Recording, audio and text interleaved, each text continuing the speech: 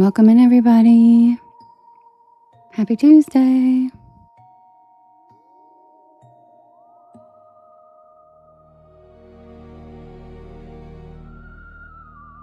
Thank you, Trisha.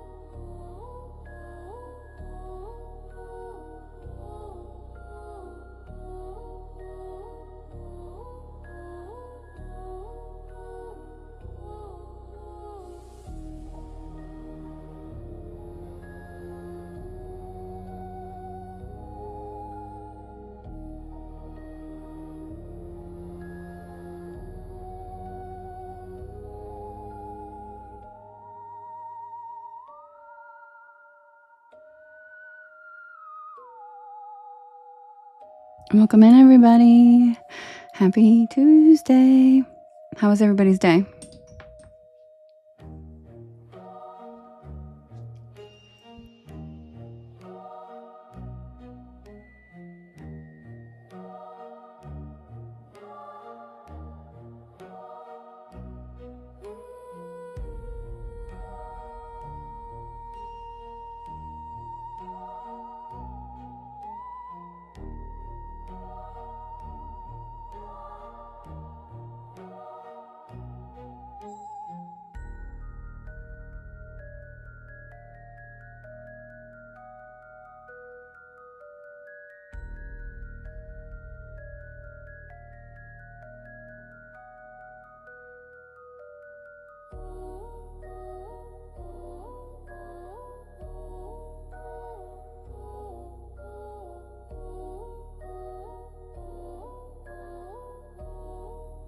Hot, productive. That's good.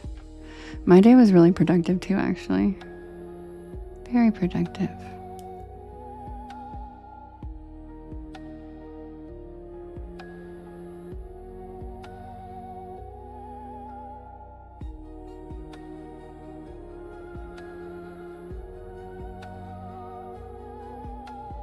I actually took my dad out to eat for Father's Day at a steakhouse because his favorite place isn't open on it wasn't open on Sunday, so I did it today.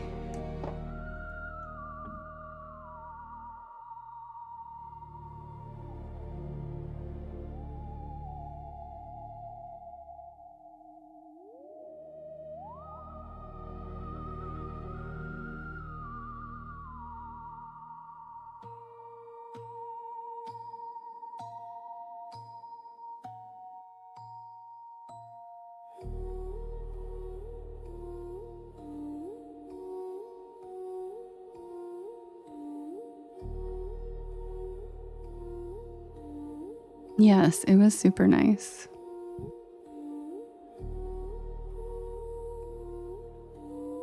The restaurant actually had my favorite fish as their special, and I haven't had it in like years because I live somewhere where that's not really something that a lot of the restaurants have, and they had Chilean sea bass, so I was very excited. I didn't even know.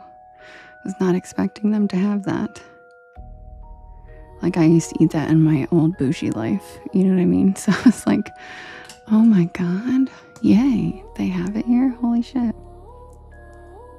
Hi, Sheen. Hi, Justin. That's your favorite too? Yeah, Lee, it's so good. So good.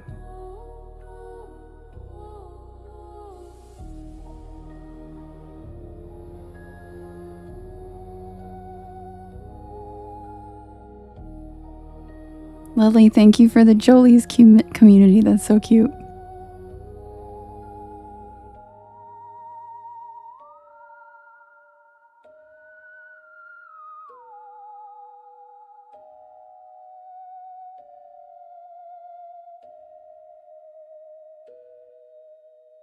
Oh, really, Rachie? I love seafood. I love it. But Chilean sea bass doesn't taste fishy at all, really. It's very buttery. Hi, Sparkle Tree. How you doing? You weren't here last night, were you? I missed you.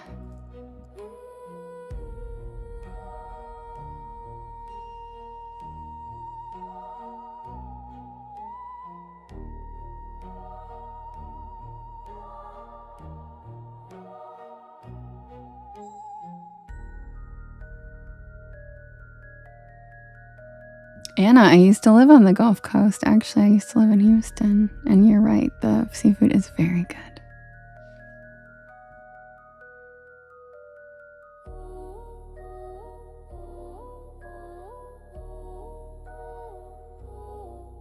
Rachie, where are you located? It's 109? My God. Like a dry heat? Wait, didn't Tommy? Yeah, it's really good.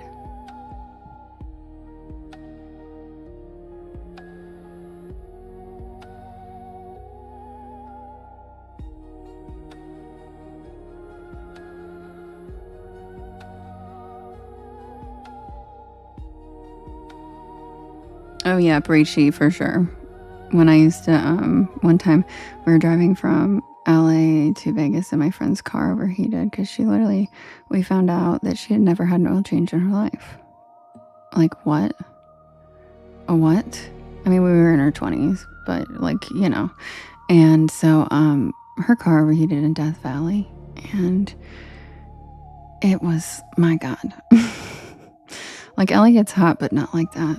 Not like that.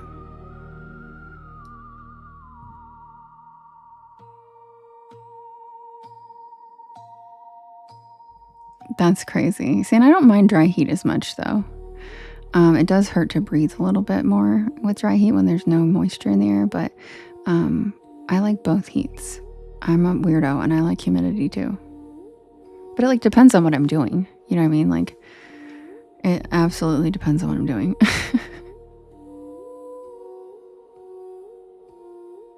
Oh, Mace, thanks. That's really sweet. And you know that a lot of people come in and complain about it. And guess what? I don't give a shit. Bye. You know, a lot of people don't like that I chat with you guys. Is it Jade? Oh, does it get muggy there? I'm surprised. Really, Rachie? My hair's stick straight. So, yeah, my hair doesn't even get curly or anything in humidity either. It's just straight all the time. Like it air dries. Like I just air dry it. Like the hair you've seen that I have, that's from just air drying. So I don't, my hair doesn't react to humidity. I wish it got curlier in the humidity. That would be cool. But oh my gosh, don't be sorry at all, Sparkle Tree. I just wanted you to know that we noticed you weren't here and we missed you. Don't be sorry. If you had a headache, I totally get it. You don't have to be here every night. I just wanted you to know that we love you and we missed you. Hi, Navy Forces. How are you? Welcome to the porch. And welcome in, everybody. If you're new here, my name is Devin, and this is Porch Lore. Oh my God, they didn't show it? Wait. Yeah, they didn't. Yeah, see, I think the ones that are supposed to go over my head don't show up. They in the new update. I don't know. Because some of them do, but I didn't see the quality. I think it just comes up really tiny, or it tries to find a head. I'm wondering where on the porch it thinks it's going. Because I think those gifts show up when it's not the porch. Because remember, they showed up for the man in the red coat.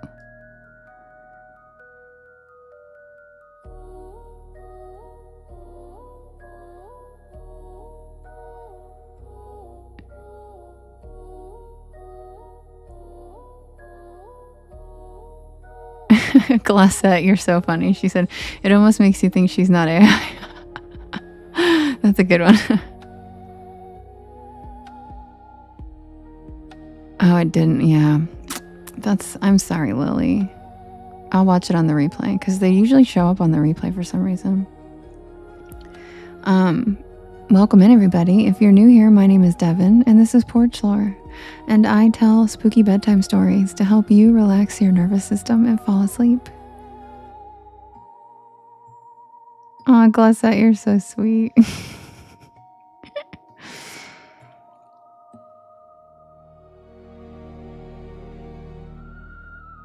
I'm here every single night at 10 p.m. Eastern Standard Time until about 1 in the morning. I do write and record all of these stories myself, and they are available for you to listen to whenever you would like on my YT channel, as well as all of the podcast streaming sites. Just look for Porch Lore and you will find me.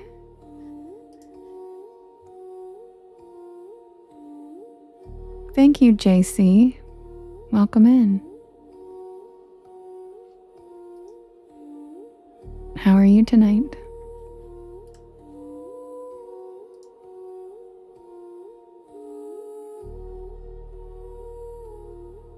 Lauren, thank you for the follow. Welcome to the porch.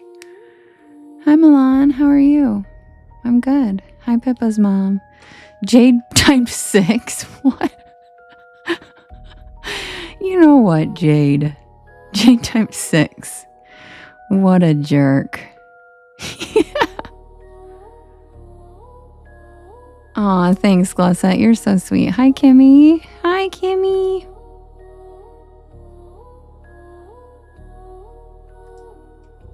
How you doing?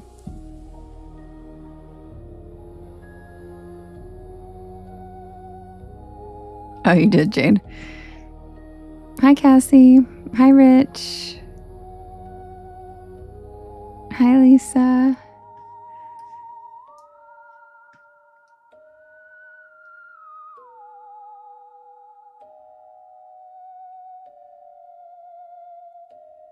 Trisha, I'm just seeing all your gifts right now pop up on my second phone. Thank you for the tiny, tiny float and the manifesting and the poetry book and the jungle tiny. This is why I swipe out of my second phone. Because when I'm sending it out and stuff, sometimes I miss gifts and I hated it. So I swipe out and keep it open, but go to a text. And I just saw all your gifts, Trisha. Thank you. Thanks. They're so cute. They never get old. Like, they're just so funny to me. Jungle Diny's so cute, but I actually really love that poetry book. It's really pretty. Yeah, Jasmine Hate Blue. I'm glad you guys like that story. All right, guys, so welcome in. Feel free to write your story request in all capital letters in the chat, and I'll write them down, and then we will vote. Happy Tuesday. Welcome to the porch. And if you guys could do me a big favor, could you hit that share arrow in the bottom right-hand corner? And then there's like a little yellow circle with 2 arrows chasing each other that says repost. Thank you, Ryan. It says repost. That puts my live into your friends' FYPs, and it helps us grow our beautiful porch. And feel free to write your request in the chat in all caps. Thanks, guys.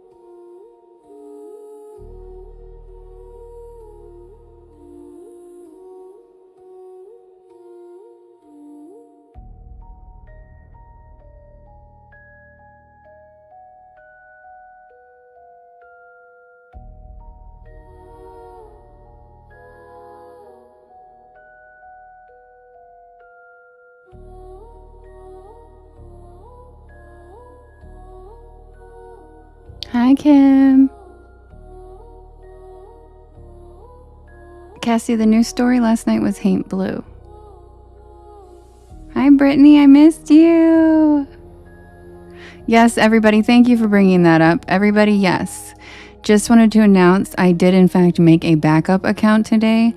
I love you guys, and I love... Oh, wait. We had a treasure box? Who sent the treasure box? Oh, my God. Somebody just opened it? Sorry, I was looking at the story requests. But anyway, I made... Yeah, who did the superfan box? Thank you, guys. Who was it? I'm sorry, I was looking at the story list. But you guys, I have... Oh, Khaleesi, congrats! Lily, yes, I did. I made a backup account. It's Porch Lore Devon. But I did tag myself in the bio. So if you ever see that in an account, there's no way a fake account is going to tag the person that they're impersonating in the bio. So you can definitely tell it's me if you're questioning it, because I tagged myself in the bio, which links directly to me. So you guys know it's me. But it's just Porch Lore Devon. I thought I should have a backup, and I'm sorry for freaking everyone out today. We definitely are ride or die on the porch, because I cannot tell you how many people messaged me and how many people reported it. And I love you guys for that. Thank you so much.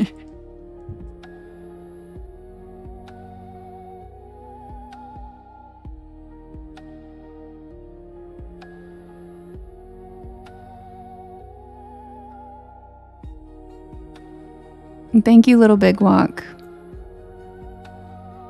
Yeah, Brittany, I missed you. Where you been? Where you been, girl? I feel like you just started coming to the porch, but I already feel like you were just meant to be here in an integral part. And I was like, where is she? I miss you. And yes, if you guys are wondering, it's just Porch Lore Devon, like at Porch Lore Devon.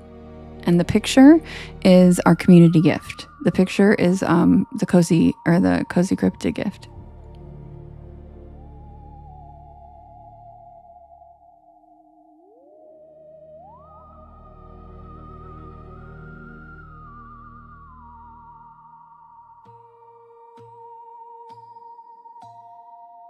Yeah, Brittany, I changed it to yes, it's me, because so many people were worried and I felt bad. So I was like, yes, this is me.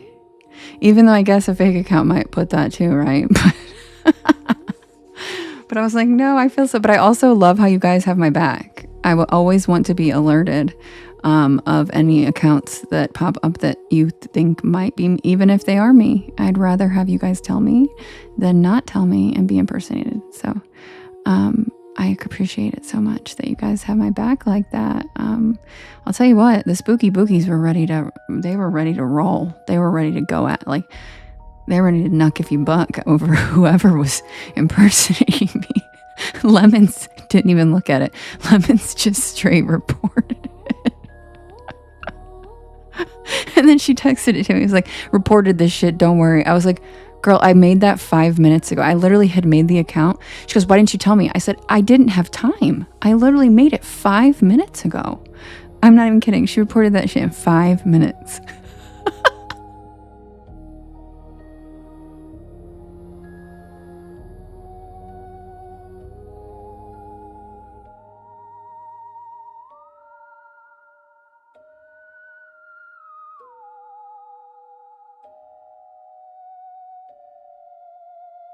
Right, Kim? People change the heart me so much. It's so funny. I love it. Lily, thanks for the bloom brass and the meerkat. Hi, Shorty. Okay, good. Yeah, you knew it was me from the bio. Yeah. Lemons was like, I didn't even read the bio. I just straight reported. I was like, I love you. I love her. Leslie, did you hear that too? I feel like you're another one that would probably instantly report because you're so like ride or die. Leslie, did you hear that? That was in fact my account. Hi, Wookie. Yeah, the porch bells are no joke. We don't fuck around. And I love that. I love that spirit. And today you guys proved it by people were straight up like 5 minutes after I made the account. It was reported 3 times. Yeah, yeah, I even had backup, but it didn't matter. Lemons was like, sorry, I didn't even read anything. She's like, I just saw it follow me and I panicked. Oh, there's corn. Lily, thank you for the Lewis Cardinal. I love that little cutie.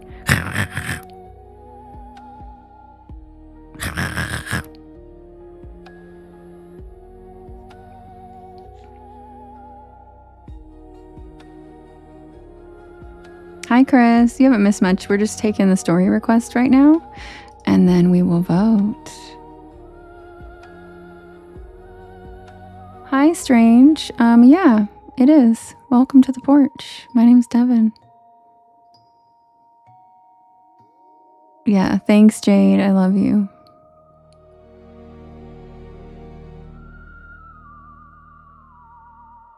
Thanks, James. I appreciate it.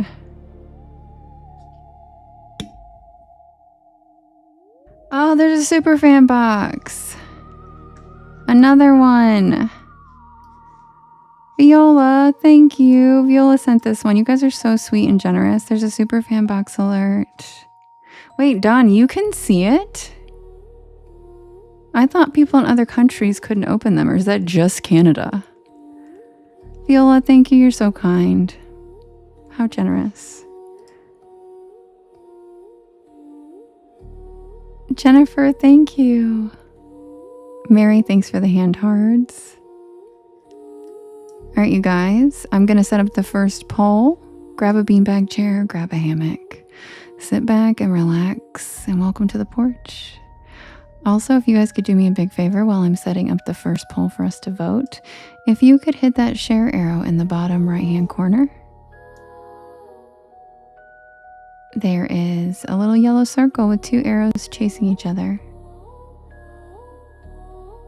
That says repost, and that puts my live into your friends' FYPs. And it helps us grow this beautiful porch. Yes, Jade, I do. That's why it's double generous. When someone sends those, it is just very generous. Yeah. Oh, Viola, I love you too. You're so sweet. All right, guys, I'll be right back with the first poll. And don't forget about that treasure box. I don't know how to open them because I've never won one. But if Lovely was here, she has won 7. She has opened 7 of those things. I think so too, Jade. And it's a really kind way to spend $10. And it's just really generous. And you could like make somebody's whole month. You know what I mean? It's just, I think it's just really sweet. And I didn't even remember. I think that's a new feature, right? They just added that like 2 months ago or something like that. Anyway, I'm going to set up the poll. Be right back.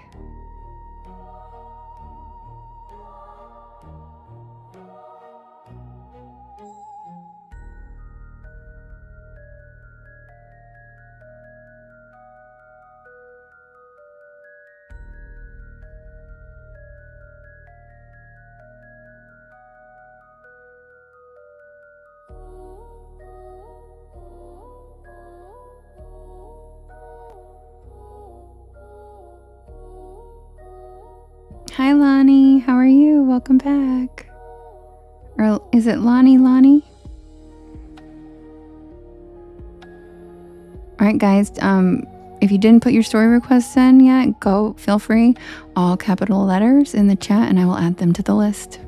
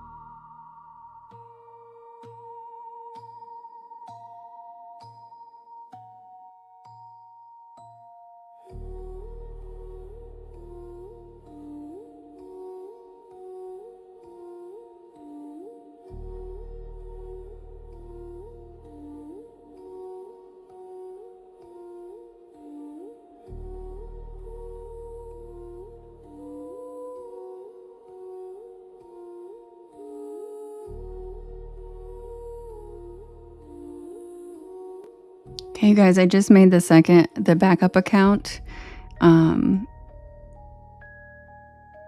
moderator, so it can do the polls now. So you'll see it right there. Yep, that's it right there. I didn't realize it was all capital letters like that. So I'm going to change it once my 7 days is up, because they don't let you change it for 7 days. So right now it's just Porch Lore Devin.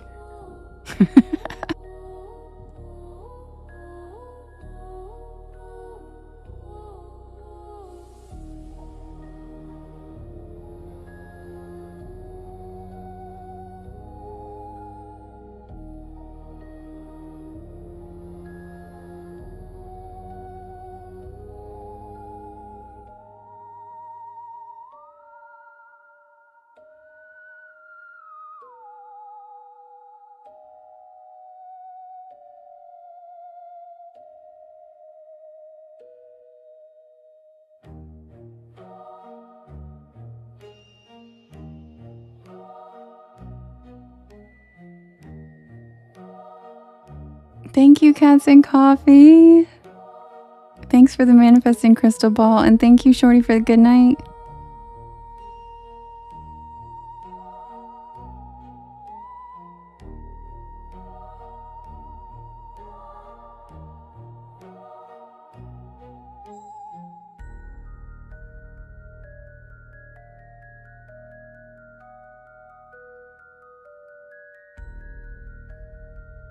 Thank you, Shell. Thank you, Shorty. Oh, Viola.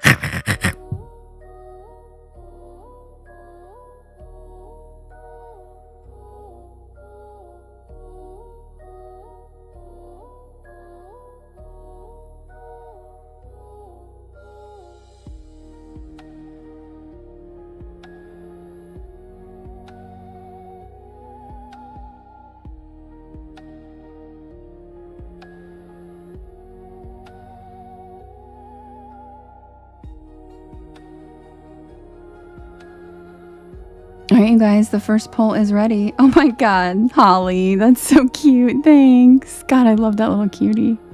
Thank you, Priscilla. Thanks, Megan. Thanks, Tina. Hi, Lady Darcy. All right, guys, we have another treasure box alert. Oh my goodness. Another treasure box from Viola. You're so sweet. Another treasure box. All right, guys, we have the poll. And I guess I don't know where it's going to go with the treasure box. Will it go below the treasure box, you think? Knowing TikTok, it'll just slap it right on top of it and then you won't be able to vote. That's what I'm worried about. Like, you know what I'm saying? I don't even trust TikTok to like not put it on top of the treasure box and then we can't vote, or like under it, right? Yeah. I feel like we should just wait. Yep. I'm just going to wait because that's like literally like, that would be insane to think that an app would be designed like that usually, but like we've all seen the hot pink banner. Okay. We've all seen the banner. So I don't trust their placement of 2 little widgets in the corner together. So it seems to be in the same exact spot that our poll box is in. Right? So I'm not going to risk it. So we'll just wait this minute out, and feel free to write in requests if you haven't done it yet. Feel free to share it out, and we'll sit here in suspense and wait and see who wins. Russ, thanks for the follow. I feel like we need a drum roll. Thank you, Shorty. That's such a cool, I'm really interested in that. That sounds very cool. Okay, Allison, I got you.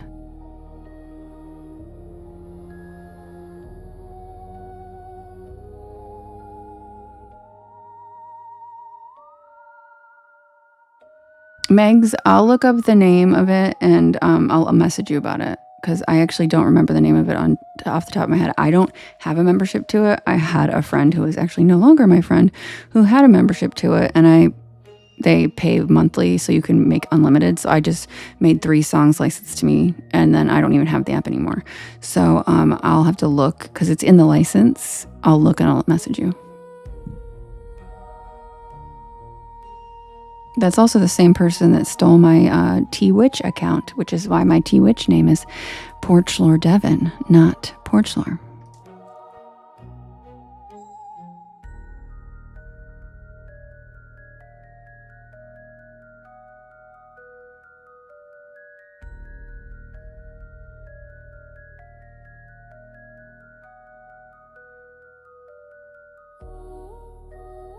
Who got it? It's not showing me who opened it anymore. It used to.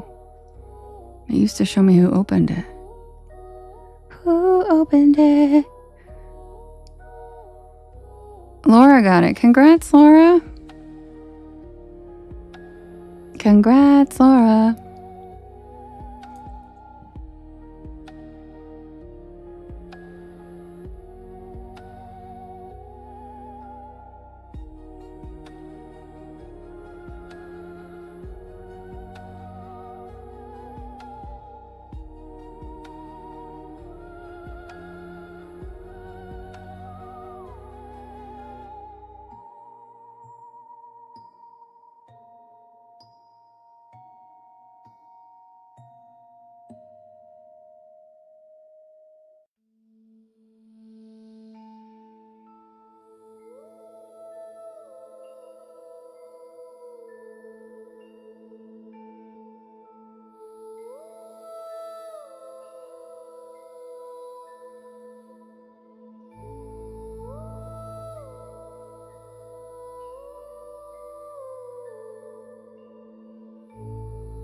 Okay, you guys, ready for the poll?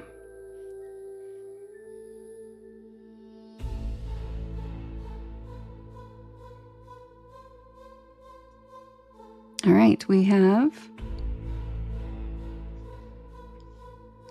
Haint Blue, The Crawl Space, Whispering Pines.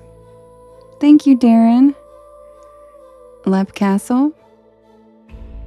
And the Carved Stone, which is an Are You Afraid of the Dark reworking. All right. You can vote in the top left-hand corner. We have Haint Blue, which is the new story of the week. We have the Crawl Space.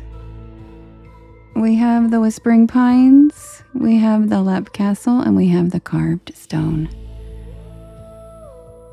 And thank you, Jennifer. This is my Banshee music. This is my She's Pissed music. I only use this one for like the Banshee stories basically, but thanks. It just when I run out of time on my other 40-minute loop, it goes to the next, because I only have 3 licensed songs. And this is the second one. All right, who's it gonna be, you guys? Haint Blue, the Crawl Space, Whispering Pines, Lep Castle, or the Carved Stone?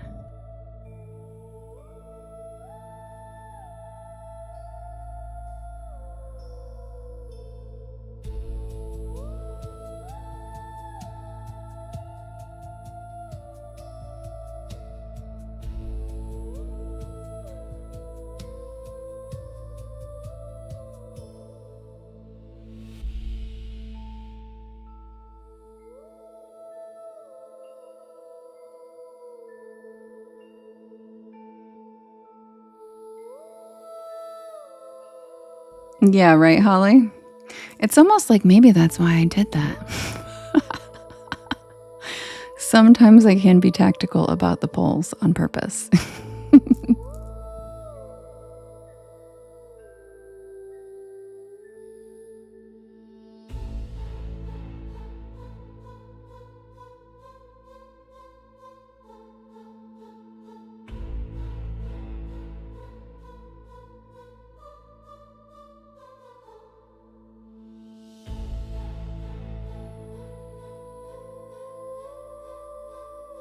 Rich, a banshee is a basically they're female ghosts, and they are usually incredibly sad, and they scream, and they're Irish folklore, but they actually exist in every culture basically under different names. But banshee is the Irish folklore name. You will hear a lot of the folklore I references from my ancestors, which were like druids. So goes back to a lot of that folklore. with the Fae and the British Isles. But yeah, but banshees, Meg, thanks for the follow. Banshees are known as screaming female ghosts. Like every woman, they're misunderstood and they are not angry. They are usually absolutely heartbroken, like Hug and Molly. And the White Witch of Rose Hall is not a banshee. She's a ghost. She's a trap spirit. But the vote ended, Rich. It's only 2 minutes long. All right, and the winner is Haint Blue. Yes, Glossette. There are myths around. If you hear the call of a banshee, it means death. But that's specific to like one cultural belief, and that's not really the case across the broader banshee belief, like in other cultures. So I don't really believe that. But that is a held belief in the Irish folklore. But banshees exist everywhere, and lots of people have heard their calls and not died. So.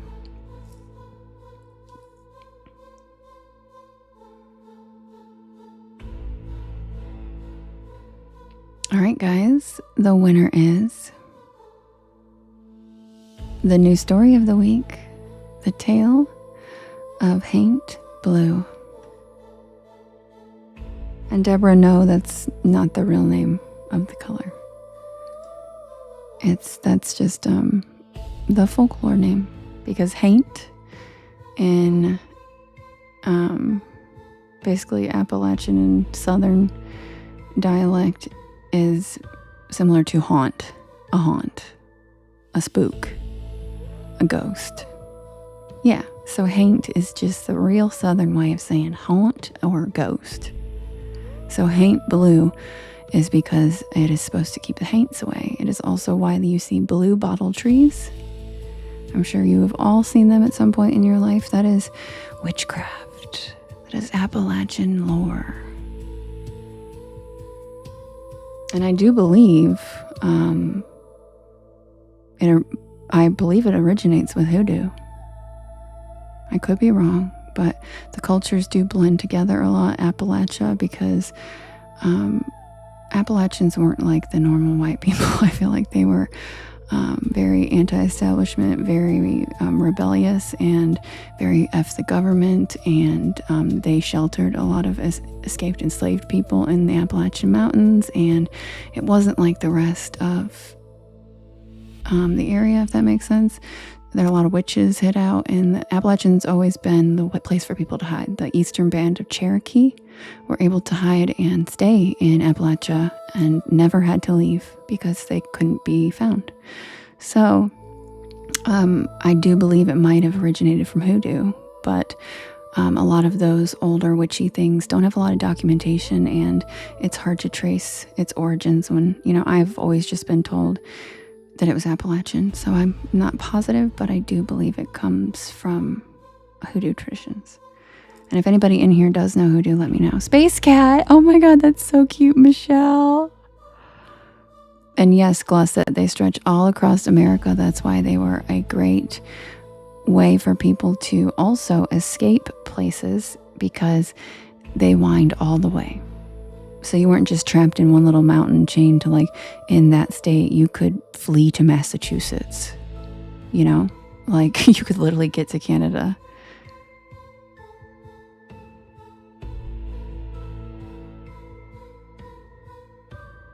Yes, James, thank you.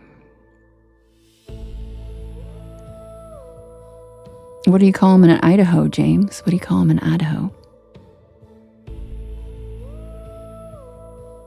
Thanks, Bisbee. That's my favorite thing. That's actually the whole reason I started my channel, is because I love history and anthropology and folklore, and the history of the stories people tell and the unexplained parts of those stories and how they integrate into our lives more than people realize. Here's a fun one. I'll talk about this on Witchy Wednesday tomorrow, but do you guys know that superheroes, everyone, that thing on their chest, that symbol they have, that's a sigil. That's witchcraft. It's a protection sigil. It's their own, and that is about as ancient as you can get. And there's so many ways it's hidden in every part of our culture, and people are like, they don't notice unless you know about it. So it's hidden all over because it's not bad, because it's not evil. It has nothing to do with the devil. It has to do with sacred geometry and the elements and the alignments of the planets and all that kind of stuff. And there are a lot of ways it's incorporated, like the farmer's almanac. Farmers plant tomatoes under a full moon. That would be called witchcraft. Yet they still do it. And the farmer's almanac still tells them when which planets need to align for certain crops to grow the best. You know? Yeah, witches are very misunderstood.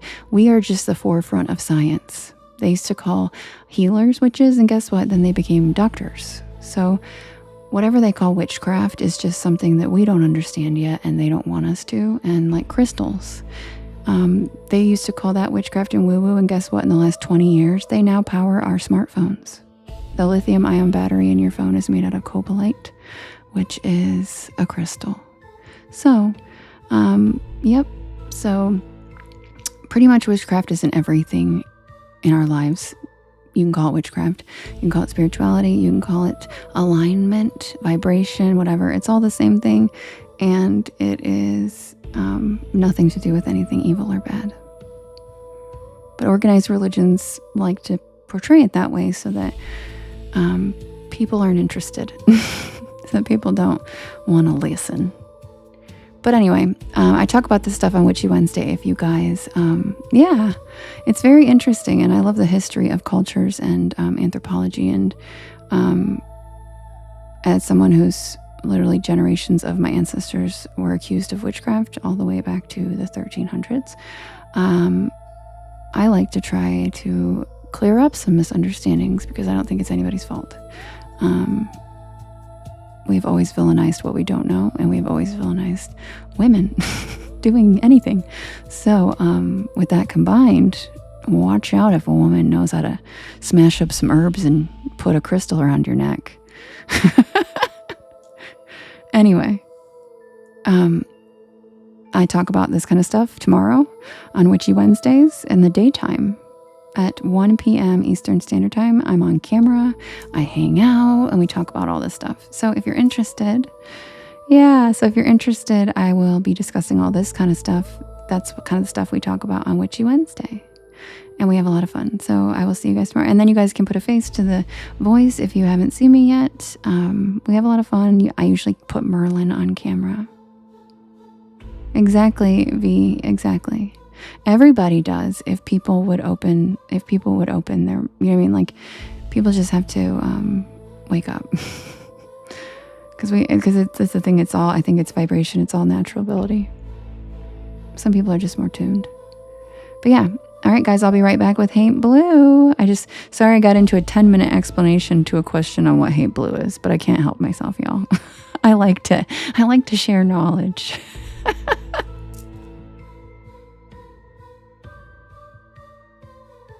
Yes, Michelle. Love that.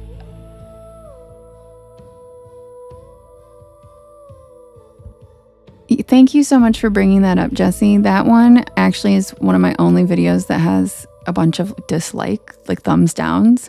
I'm sure the Christian, zealot ones came in and disliked it, but I do have a video under my Unexplained series on the origins of Christmas and how it is actually a pagan holiday.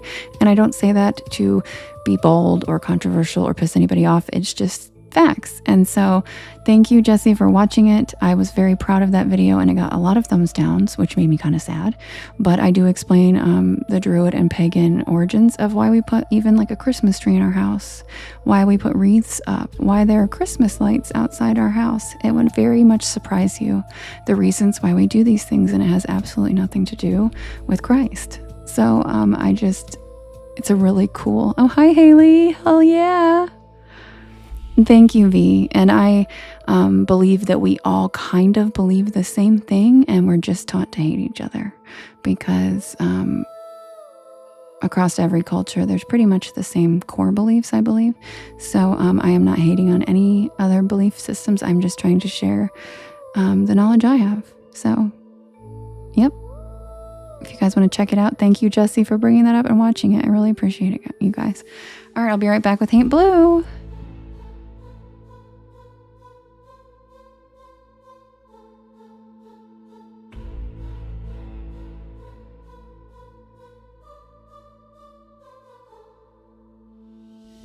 Hi, Lula.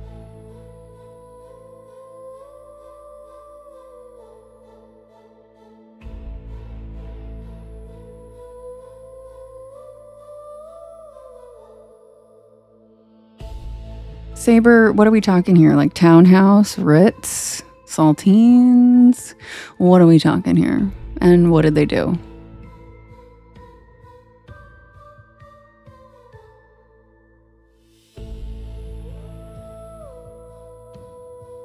I'm pretty sure someone over on YT is calling me a cracker right now, you guys. I haven't heard that since the 90s.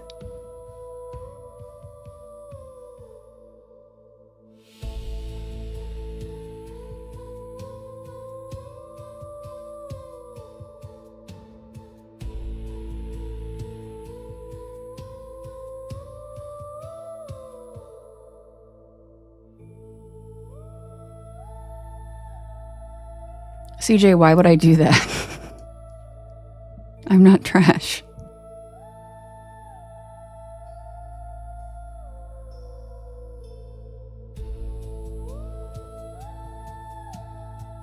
Lady Rose said, what? Dun, dun, dun, dun. I bet she's coming over. If I know Lady Rose, she's already in the YT chat. Justin, me too.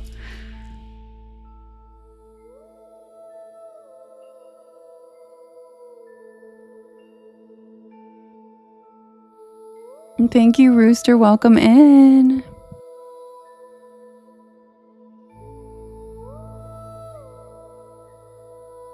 I mean, I am very pale and I'm a salty bitch. So the comparison is of little valid. I am very crackery.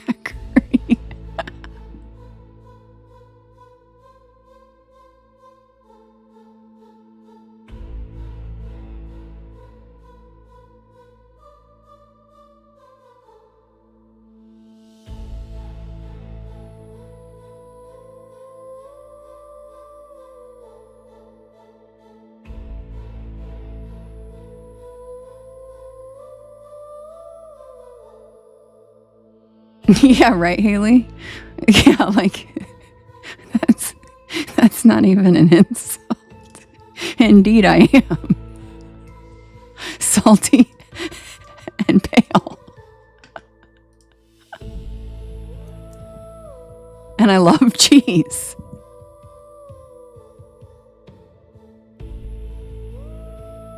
Hi, Kim.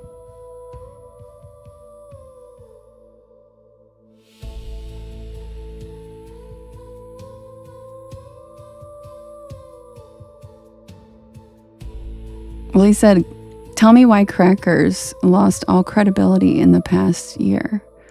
And I was like, which ones? What did they do? Are we talking townhouse? Are we talking saltines? Are we talking Ritz? God, don't say it's Wheat Thins. Put some respect on Triscuit's name. My God.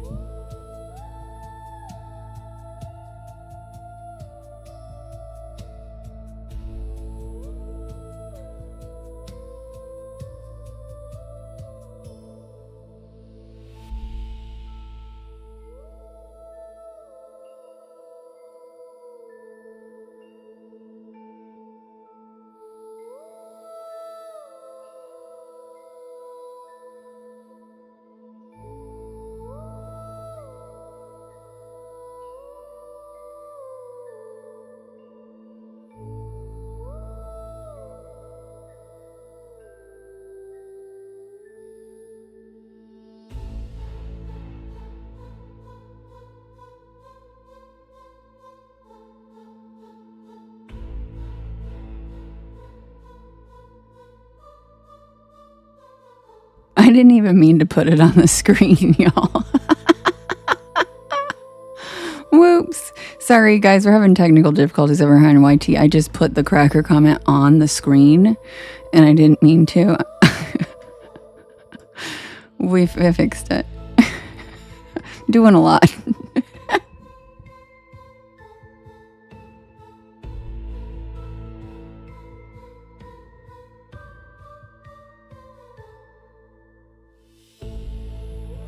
Kim's over here in YT saying, I personally like Ritz crackers myself. I like club crackers too.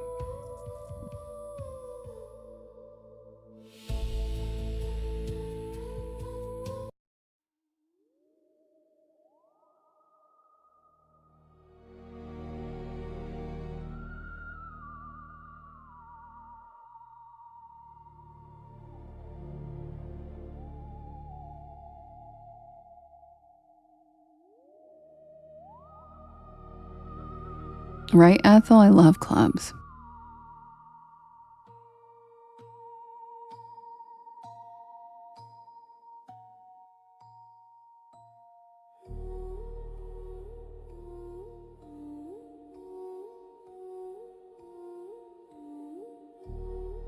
Submitted for the approval of the Porch Pal Society.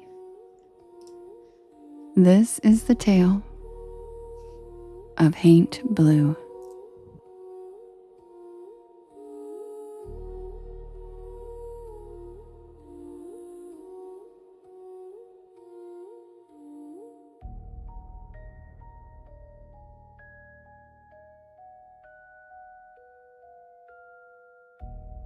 Wait a minute, did somebody say that there's Club Hawaiian crackers?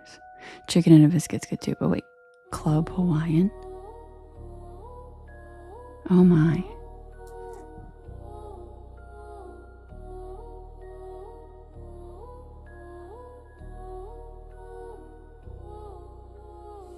I know, Ethel. I know. I'm gonna wait a minute. Hold on. We'll start the story in a minute. Can we confirm that those exist? Because that's what I just read. They do, Lisa. Oh my God. See, this is why I love hanging out with people. This is the kind of shit you don't learn with your inner circle. None of my friends know those exist.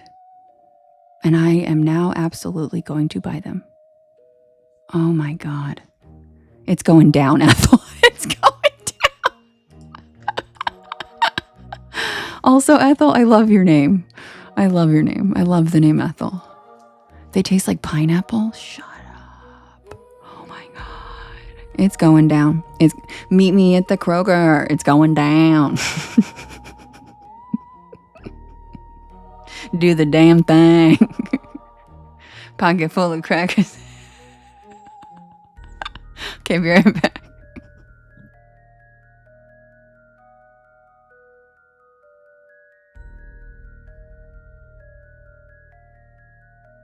Kim just sent me a picture. Oh my Lord. Kim, your comment about your nails is cracking me up. Sweet Hawaiian club crackers. Oh yeah. And guess what? The picture shows them with ham and Swiss. My God. They got me. I'll be there tomorrow. It's going down tomorrow. And I just went to Kroger today, but do I care? Nope, go back tomorrow. Angela, we just found out that they have Hawaiian club crackers. Like Hawaiian. And they, in the picture, it has ham and Swiss on the cracker. It's like yum. Perfect. Doing it tomorrow. Yep. There. Rich said my new favorite. He hasn't even tried them. He's like, my new favorite. Wait, Mama, be careful because remember the last time you had pineapple? Wait. Oh, yeah. Didn't I choke on pineapple on the show once? Good memory, James. I totally forgot about that. I did. I was sneaking bites of pineapple on the show, and it is stringy and juicy, and it went down the wrong pipe. Yep. And I know. I think James and Kim, remember, you guys have such a good memory. That was a long time ago. And I came back and I was like, I'm sorry, you guys. I'm so sorry. Because I was like, I can't stop coughing. Because it went down the, the wrong pipe type of deal. And you can't even clear that up for like a good while. So I just like couldn't even read for a few minutes because my throat was just slammed. Because it's also so acidic that afterwards it just destroyed my throat. And I was like, I'm never having pineapple before my show again. Hi, Thay. Also, just a reminder to everybody, I did make a backup account today. That is, in fact, me, Porch Lore Devin. Thank you to the 1,200 of you that reported it. I love that you guys are ride or die and have my back, but it is, in fact, me. And so feel free to give it a follow. It is now my new moderator. And yeah, it's me. And don't worry if you reported it. So did everybody else. It's fine. Thanks for having my back. Love you guys.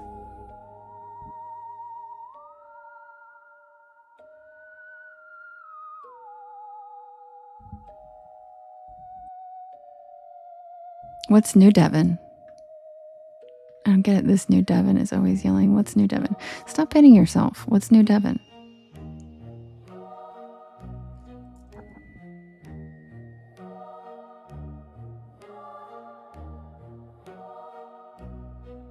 Kathy said that I remembered. I don't know how. Yeah, Angela, everybody. It was like a whole thing. Oh, the new Devin yells a lot. Oh, I get it, Beefy, because it's in all capital letters. And yeah, I accidentally made the name in all capital letters. So I'll fix that in 7 days because they said you can only change your name every 7 days. So we'll fix that in 7 days. So for now, your girl's yelling.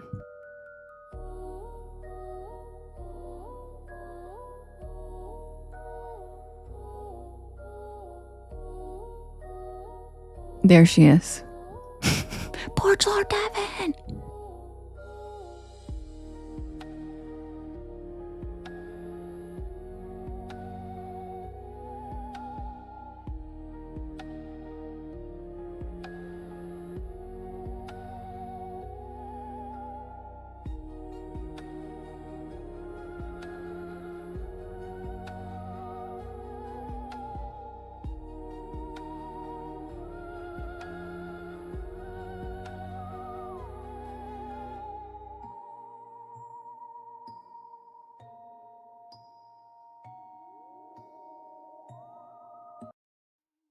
Okay, now that we've established Hawaiian crackers exist, we will be starting the story. Thanks, Jasmine. Submitted for the approval of the Porch Pal Society. This is the tale of Haint Blue.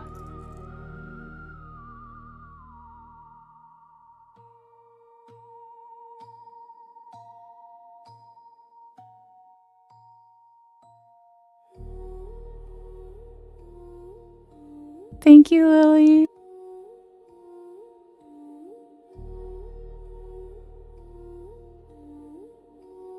Thank you, Lily. Thanks, Rachie.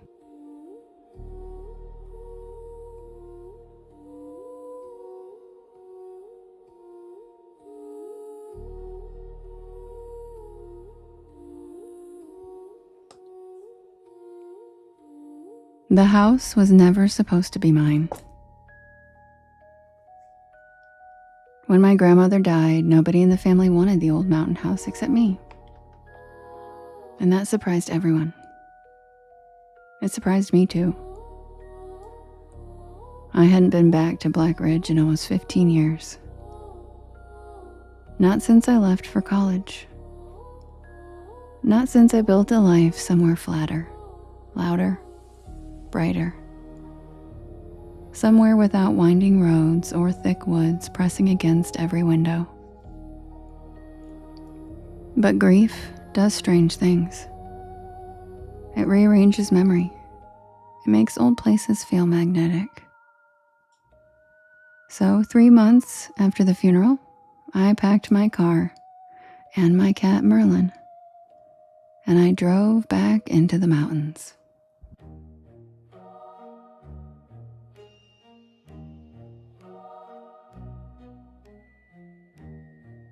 The house sat exactly where it always had, half hidden by dogwoods and hemlocks, perched on a rise overlooking a narrow valley.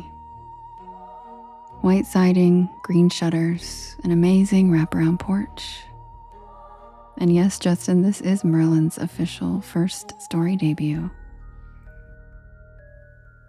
And that porch ceiling? Blue. Not sky blue, not cheerful blue. A faded blue-gray, almost ghostly in certain light. Hi, Mary, love you. In Appalachia, we call it haint blue. I remember asking my grandmother about it as a kid. Why blue? She'd never answer directly. She'd just say that it keeps the haints out. Appalachian elders rarely explained the folklore that had woven its way into our modern lives. Sometimes belief and routine fuse so completely that there isn't really a difference anymore.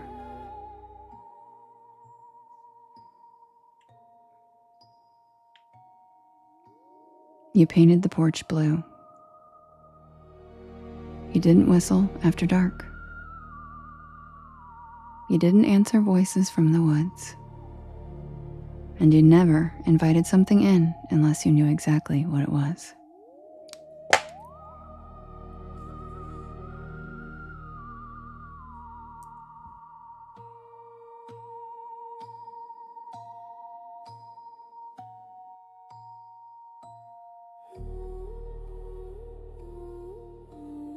I spent the first week there cleaning.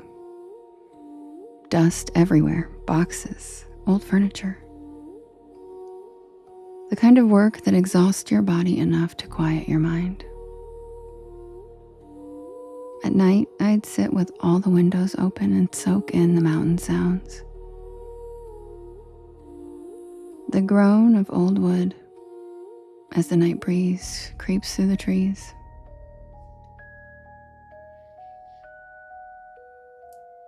Owls, crickets, the babbling brook. It all felt familiar, comforting.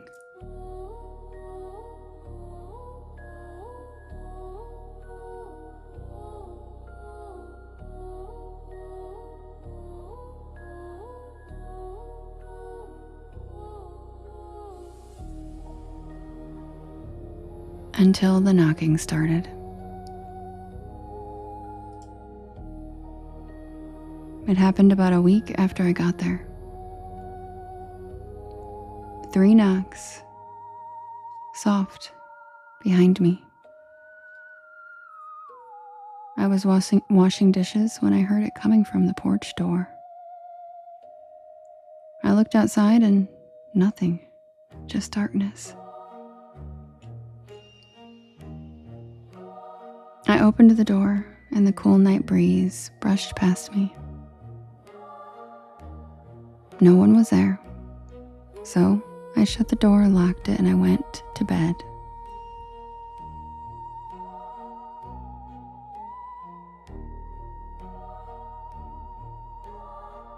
Justin.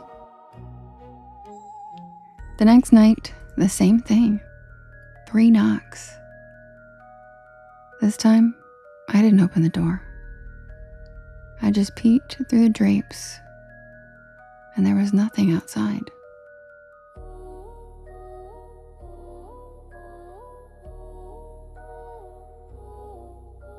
By the 4th night, I was officially unnerved. So, I called my mom. And I asked her if my grandma had ever mentioned anything weird about the house. And then she sighed, and she asked me if I was hearing 3 knocks. How did she know? Another pause.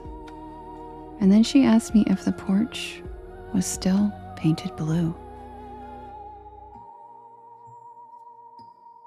I stared up at the porch ceiling and I confirmed that, yep, it was faded, but it was still in fact blue.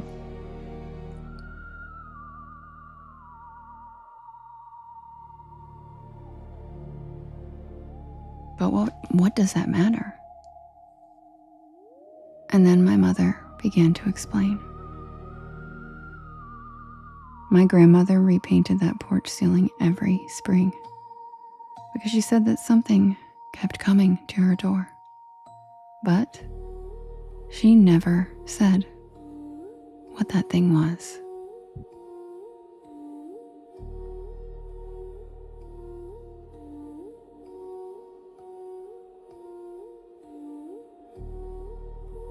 That night, I didn't sleep much. I sat in the living room with every light on, and the 3 knocks came again. And then I heard it. A woman's voice, soft and gentle, coming from outside. It was my grandma's voice. "Sweetie?" My heart stopped and tears instantly filled my eyes. "Sweetie, open the door." Every instinct told me not to. Indica Badu, thank you for the follow. I'm obsessed with your name. But my grief screamed louder than reason, and I walked toward the door, my hand shaking. Her voice trembled. "My hands are cold." Tears ran down my face. It sounded exactly like her. Every rasp, every cadence, every tiny breath. My hand touched the lock. And then a memory came back quickly. Me at 6 years old, sitting beside Grandma on that porch swing, her voice low and serious. Thank you, Schindler. Thank you, Viola. Thank you, Elle. If something outside sounds like somebody you love, it ain't. And I snatched my hand back from the lock. Outside, the voice stopped and silence followed.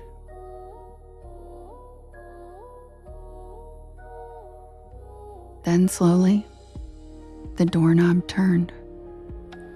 Once, twice, 3 times. It was trying to get in. And then the voice returned, with no warmth now. It still sounded like my grandmother, but wrong. "Why won't you let me in?" I backed away. The wood around the door creaked with pressure, as if something heavy was leaning against it. And then scratching down the wood like fingernails. I quietly ran upstairs and I barricaded myself in the room. Hi, Chris. The scratching continued for hours. Morning finally came and I forced myself downstairs. And it was gone. But the front door had 4 long gouges in the wood. I almost left that day. But then I found something in my grandmother's sewing room. A notebook. Her handwriting. Recipes, bills, garden notes. And then on one page, written in thick, black ink. Just 4 lines. It learns voices. Do not answer it. Do not invite it in. And if the blue fades, repaint immediately. My stomach dropped. I ran outside and I looked up at the porch ceiling. The blue paint was peeling and faded. Bare wood showed through in patches. So I drove into town to buy paint in the color that my grandmother called haint blue.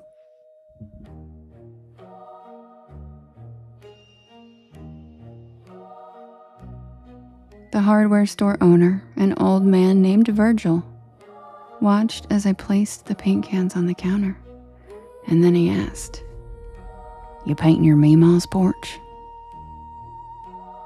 I stared at him for a minute, and then he said, "Now you be sure to paint it before the night settles." That was all he said. So, I listened, and I raced home. By sunset, I was almost done. Brush strokes, fresh blue, steady hands, almost finished. And then, I heard a voice behind me. It was my own voice. "Hey, turn around." Every hair on my arm stood up. Then again, my exact voice. I said, "Turn around." I didn't turn around. I just kept painting, my heart slamming, my brush shaking. "Why won't you look at me?" I ignored it. I could hear the footsteps on the wood behind me as the porch groaned. Whatever stood there stood on the porch with me. So I painted faster. I only had one little section left. Just keep painting and don't turn around. As my brush made the final stroke of that magical blue paint, I heard something behind me shriek. Something ancient. The sound vibrated the porch, screaming in 100 stolen voices. And then, silence. Complete silence.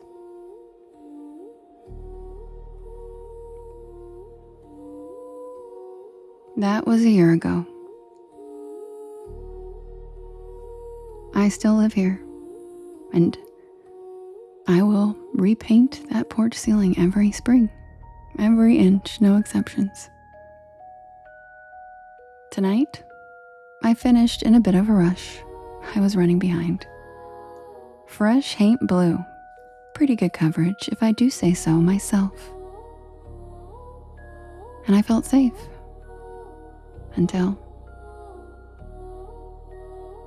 10 minutes ago, someone knocked 3 times.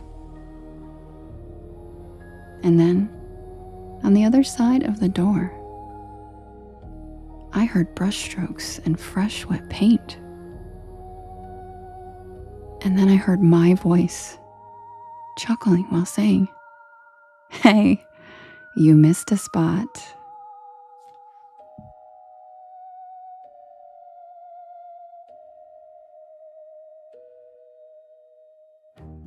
And that's the tale of haint blue.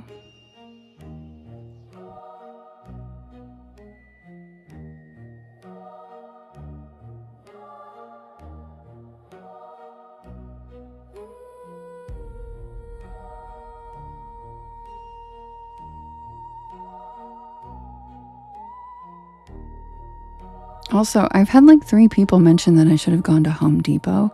Guys, that just shows me you guys have literally never been to the mountains in your life. There is no Home Depot. There's literally little ass hardware stores like the one I mentioned, and that's it. So there's no Home Depot in sight.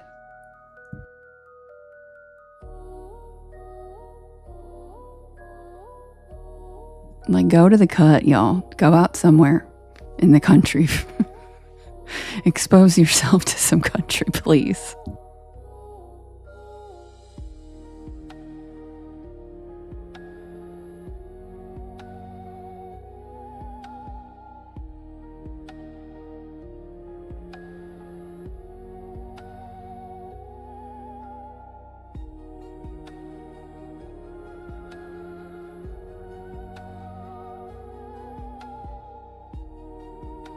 Come to me when you've been to an Ace Hardware.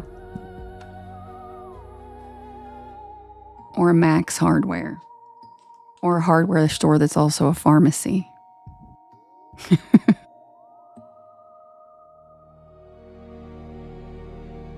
But the sign still says chemist.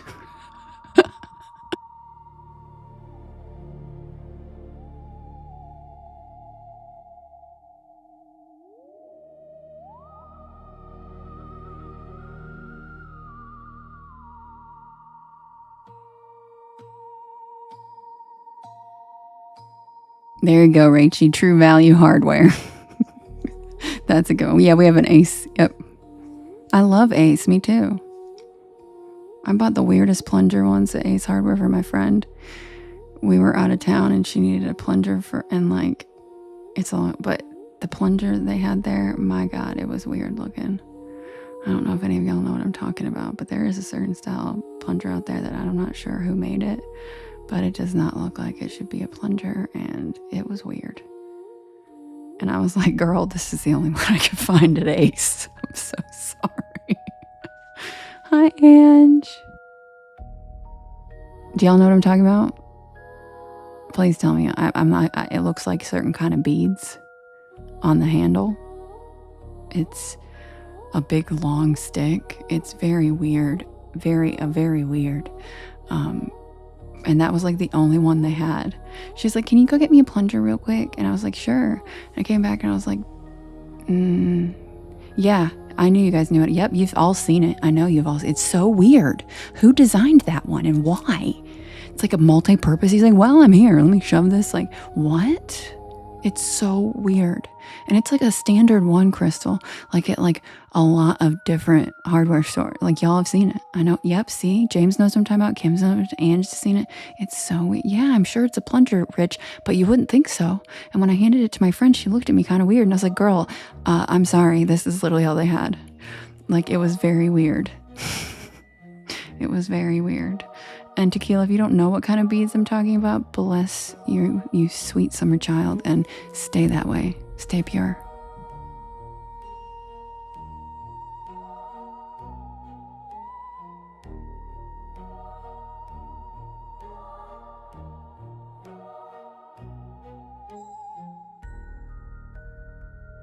Also, if you see that weirdo in the chat quoting Master P, that is in fact my backup account.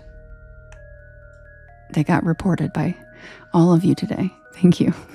I love how you guys are so hardcore about it today. I never expected it, and I'm like, oh my God, I feel so bad, because there was like a group chat going on about it. Everybody was like, oh hell no, who the fuck is it? Like, I got like 12 messages about it. And I was like, I'm so sorry, y'all. And Lemon was like, why didn't you tell me? I was like, because you reported it 5 minutes after I made the account. I literally did not have time to tell you guys. So I love you guys for having my back, and I would much rather hear about it and it be me than not hear about it and it be a fake account. So thank you guys. You guys are ride or die. I love you so much, Porch Pals. It literally like instant reporting today. And I love it. My spooky bookies, Kim's spooky bookies, they were on it. They're like, girl, what the fuck is this? We ride at dawn. I love you guys. Thanks, Reverend. Yeah, Lady Rose was the first one. Lady Rose like, who the F is this? I know this. Excuse me. And Lady Rose messaged me on like 2 different ways. She got on top of it. And then Lemons was like, I just reported 5 minutes after Lemons messaged me. I reported this. Don't worry. I was like, girl, I just made that 5 minutes ago. I wasn't even done texting. I couldn't even text you to say I made the account. Yes, Rich. That's what Kim's community is called. We're the spooky bookies. And Kim, pin yourself and say hi. We watch paranormal investigations in her live every day, and it's so fun. We have so much fun. We're out of control, but we're fun. Anyway, I'm going to set up the next poll. Welcome to the porch. And if you're new here, my name is Devin, and this is Porch Lore. And I tell spooky bedtime stories to help you relax your nervous system and fall asleep. Yeah, Lemon's done play. That'll do it, Kim. There's Kim right there, guys. She's one of the funniest humans on the planet. She's also definitely probably was my sister in a past life. I adore her, and you will not regret following her. She is just a bundle of light and love and sass and everything. I love her. Also, I am here every single night at 10 p.m. Eastern Standard Time until about 1 in the morning. And while I set up this next poll to vote, if you guys could do me a big favor, and yeah, Shorty, of course. Yes, anybody's allowed to join the Spooky Bookies. If you guys could hit that share arrow in the bottom right-hand corner, there's a little yellow circle with 2 arrows chasing each other that says repost, and that puts my live into your friends' FYPs, and it helps us grow this beautiful porch of ours. And I'll be right back with the next poll. Danny, I'm so glad I've been helping you all week. Hi. Welcome. I'm glad you're here. And yes, everyone is welcome, Shorty, for sure. We have a blast in there. We're just hooting and hollering. Hooting and hollering. Just hooting up a storm.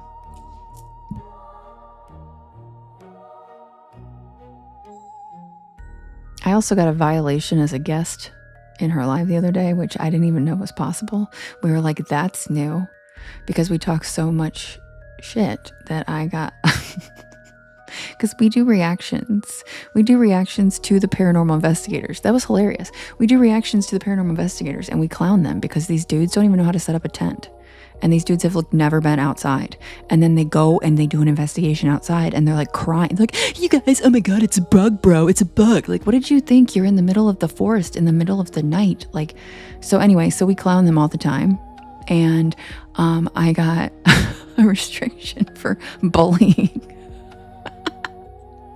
because Kim and I were making fun of the guys on the video that we were watching. He wasn't even in the live. We were doing reaction, like commentary reaction, and I clowned him, and it gave me a restriction and told me I was about to get kicked out of her live if I didn't straighten up. And I was like, oh, I didn't even know that could happen. And it was like, and the funny thing is it was like 20 minutes after I had already dropped down and I wasn't even in the guest box anymore. It was like it went back through and listened to what we said, and it was like, oh damn, that was a roast. I gotta give her a restriction for bullying. It's like it took him 20 minutes to get the joke. Because it was so long after. Yeah, and I was only in the box for 2 minutes. And then 20 minutes later, it gives me restriction. I was like, wait, what? Oh, yeah, I forgot I had even gone up in the box. We were so far past it. Skrilla. Skrilla, that's funny. A bumblebee. All right, guys, I'm setting up the poll. I'll be right back.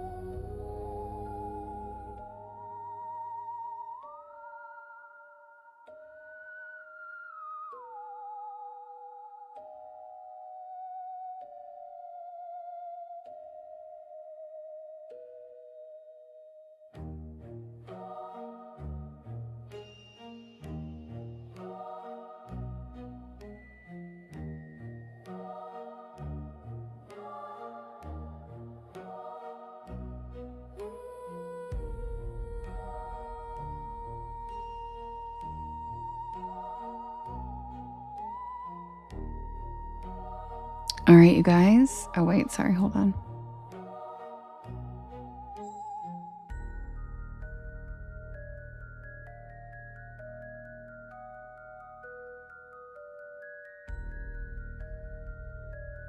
Okay, guys, we have The Stillness in the Cedars featuring Jade's Foot. We have The Boo Hag featuring Yaya. We have, Dory. We have Spearfinger featuring my friend Christina. We have The Djinn. And we have the Honey Island Swamp Monster. You can vote in the blue box in the top left-hand corner, and you can vote up to 50 times, and you can vote for more than one story. Who's it gonna be? We have The Stillness in the Cedars, The Boo Hag, The Spearfinger, The Djinn, and the Honey Island Swamp Monster.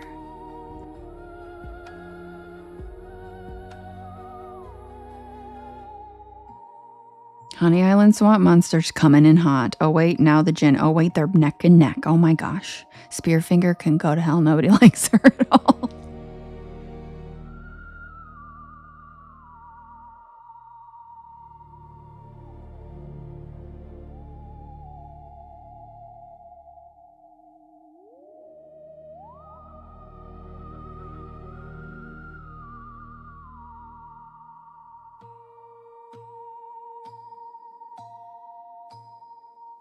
I like her too, Skrilla.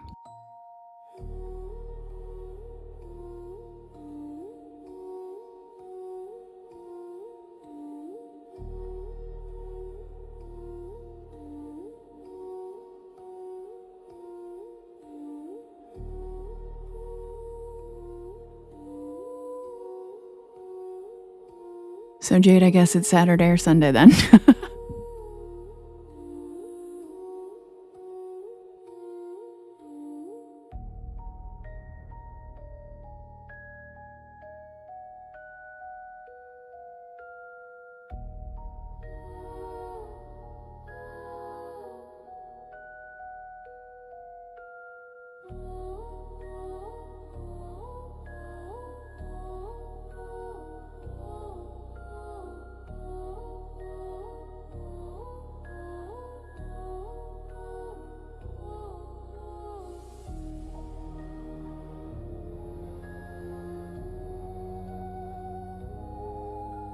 Thank you, Desiree.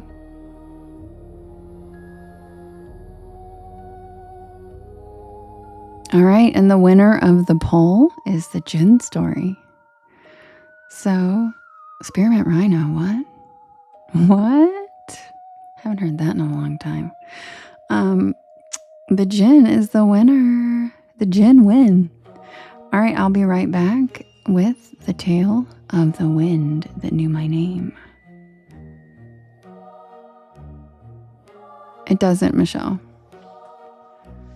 Well, because it never gets requested. I just threw it on the poll because I throw the ones that never get requested into the poll. Because if I only did the stories that you guys ask for, I would just read the same exact 6 stories every night. So sometimes if you see that your request doesn't get put up on a poll, that's because I am instead putting stories that don't get read very often. Because they're requests. That doesn't mean they're a guarantee. So sometimes I decide not to put them up and I choose ones that never get read. So maybe you guys can hear some that you've never heard. But if you guys would like to hear ones you never heard, I highly recommend listening to my YT channel. All of these stories are over there on my Bedtime Stories playlist, and then you can learn the ones you like, and then maybe you won't always feel like you need to ask for the same ones, because you guys will have new favorites. Just an idea. But also, there are some stories that are exclusive to the live that aren't on the YT, but very few.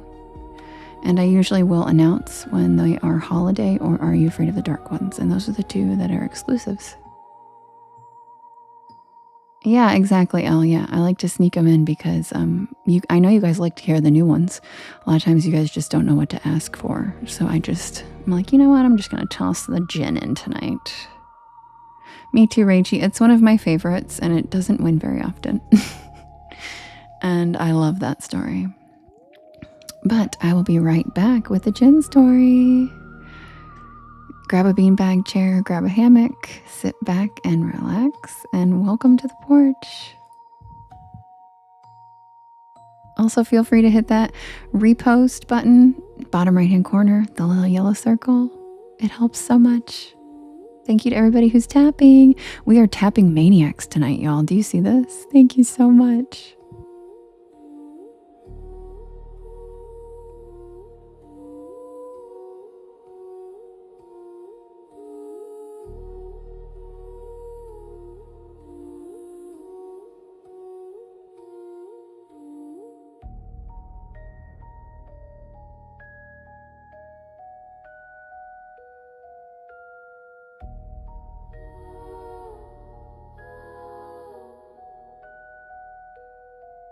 Hi, New York Giant.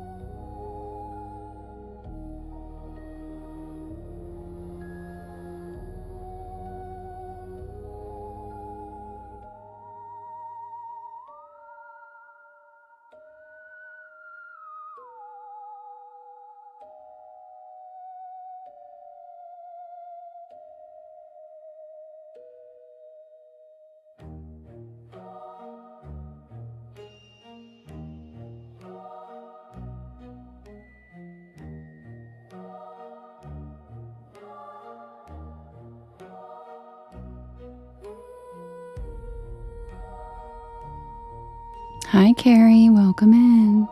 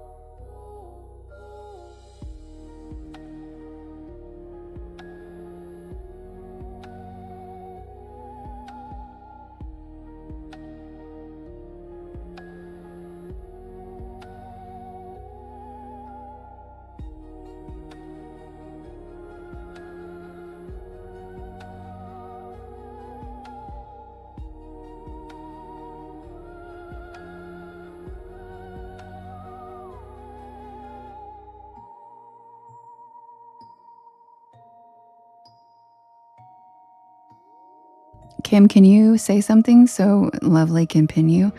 Several people want to find you for the spooky bookies. Paging Kimberly.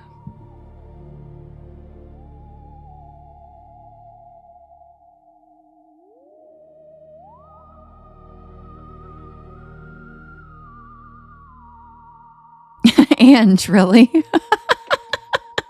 Ange, you're going to have to we need to catch up. I love you, Ange.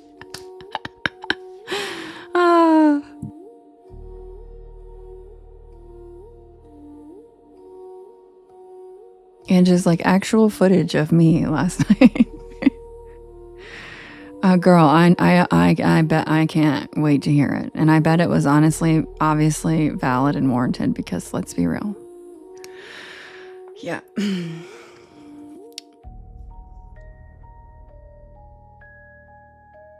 Wait, what? Yeah, and Stock Devin with us. Lovely. I love you, Lovely. But Lovely, why aren't you going live lately? Why can't I stalk you? Hello?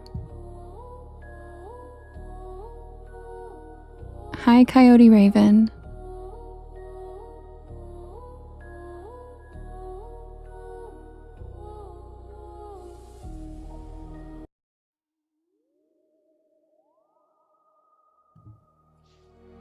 Submitted for the approval of the Porch Pal Society.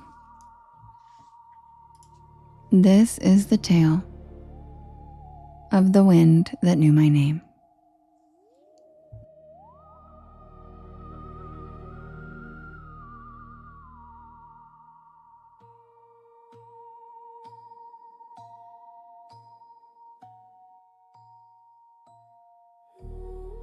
Long before the modern world tried to categorize everything as real or unreal, science or superstition, there were cultures that accepted something far more complicated.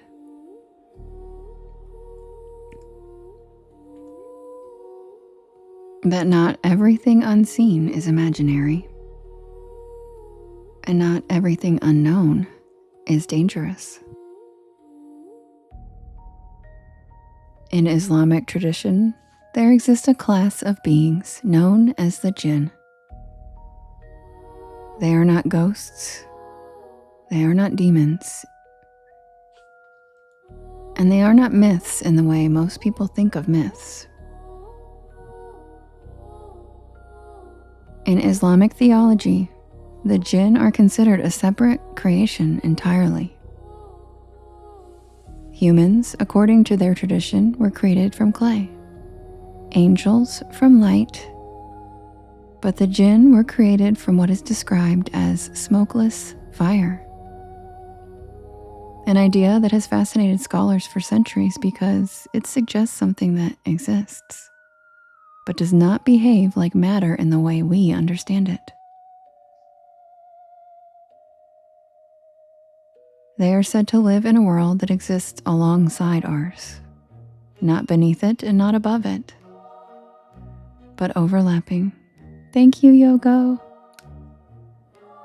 Intersecting in ways that we rarely notice. Unlike humans, the jinn are believed to have free will. So that means that they are not inherently good or evil. They can be kind, they can be cruel, they can be curious, indifferent, mischievous, protective, or something that doesn't even fit neatly into any human category at all. Many Islamic traditions describe them as beings that inhabit empty or overlooked places such as deserts, ruins, crossroads, thresholds, the spaces in between things, liminal spaces. They are often associated with sudden movements of air, objects shifting when no one is there, and most notably, moments where reality seems to misalign just slightly, where something feels off but never clearly enough to prove. What makes the idea of jinn even more interesting is how closely it mirrors other folklore traditions from around the world. In Ireland, the Aoshi are said to exist alongside humanity, unseen but present, capable of interacting when they choose.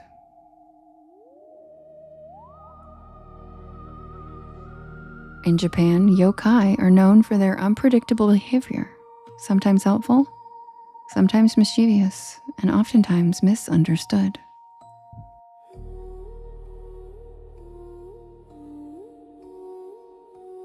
In parts of Africa and the Caribbean, spirits tied to nature and places are believed to interact with humans in similarly complex ways.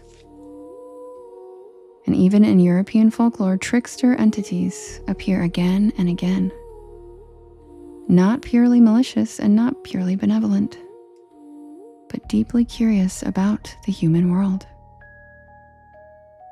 The pattern repeats across cultures all over the world that never directly influenced each other. Different names, different descriptions, but the same underlying idea.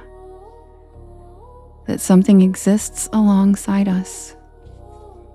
Something intelligent and aware, and something that doesn't always follow the same rules we do, but that doesn't mean it's evil. I had read about the jinn long before the night I encountered something that I still struggle to explain. Like most people, I had found the concept interesting but distant. Something tied to a specific cultural framework. Something that I respected, but something that I never expected to experience. But that changed the night I stayed in a desert town that sat right on the edge of a wide open desert. The kind of place where buildings almost seem temporary compared to the landscape around them. Low structures, flat roofs, sand pressing against everything.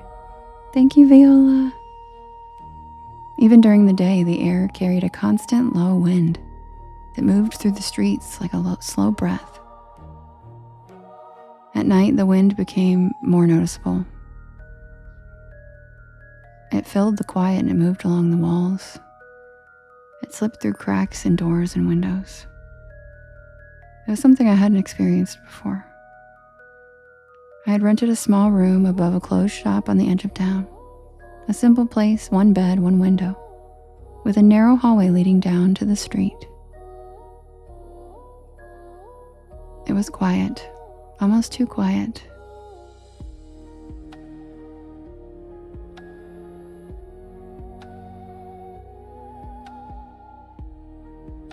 The first thing I noticed was that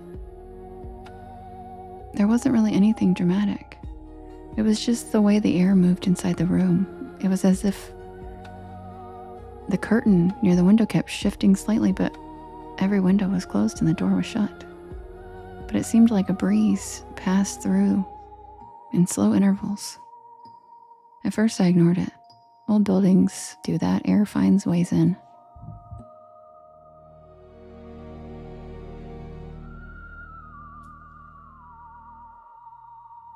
I sat on the edge of the bed, trying to convince myself that it was normal. But then the air changed direction.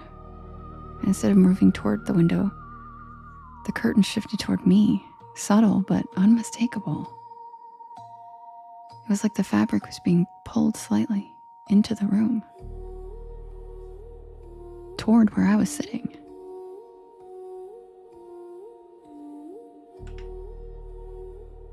That was the first moment that something felt off. Not in a frightening way, just something I couldn't explain.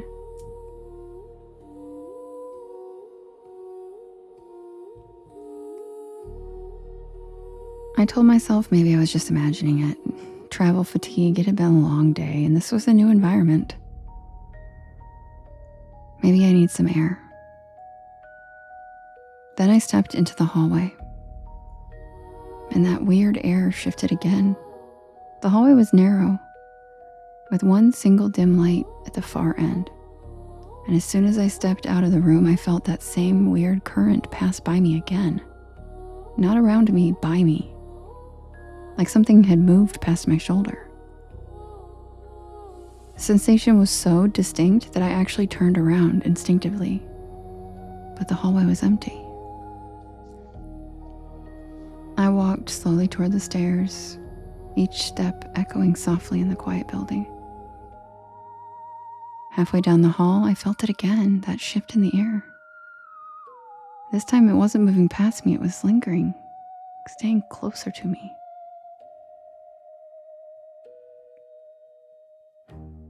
I didn't run. There wasn't any sudden fear, it was just a growing awareness that I wasn't alone in the way I thought I was. It was just the sensation that something else was sharing space with me, something that I couldn't see. I reached the bottom of the stairs and I stepped out into the street. The night air was still, not even a breeze now. And the desert stretched out beyond the edge of town, quiet and unmoving under the stars. And for a moment, everything felt completely normal again. But then the wind returned. But it didn't come from the open desert, it came from behind me. From inside the building. A soft current of air that moved right past me out into the street. I turned slowly and the doorway behind me stood open, dark and empty. But the air felt charged in a way that's hard to describe. It wasn't threatening, it was just very present.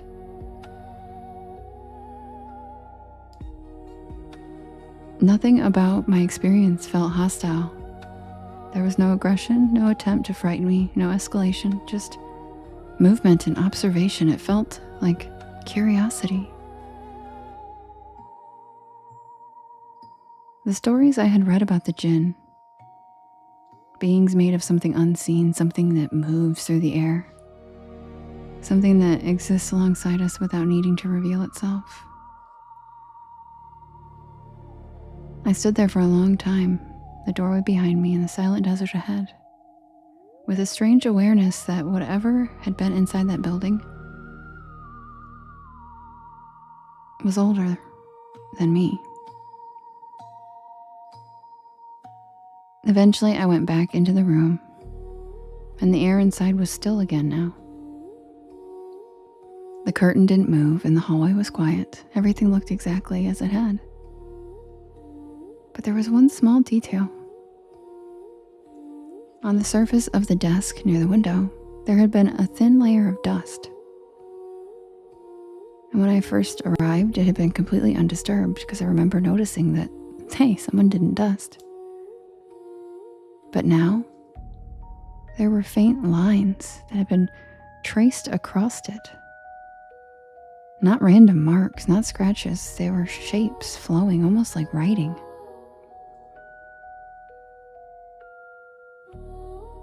I didn't recognize the characters. And I never found a translation for those markings. And I never saw anything again that I could clearly explain as the same presence I experienced there. But the experience changed the way I think about things that exist just outside of understanding. Because whatever shared that space with me that night didn't feel like something dangerous. It felt like something aware, something curious, something that just noticed me the same way that I had finally noticed it. Thank you, Stacy. And ever since then, I've had a hard time accepting the idea that everything unknown should be feared. Because sometimes the only thing separating fear from understanding is the moment you realize that you are never the only one doing the observing. Sometimes you're the one being observed all along.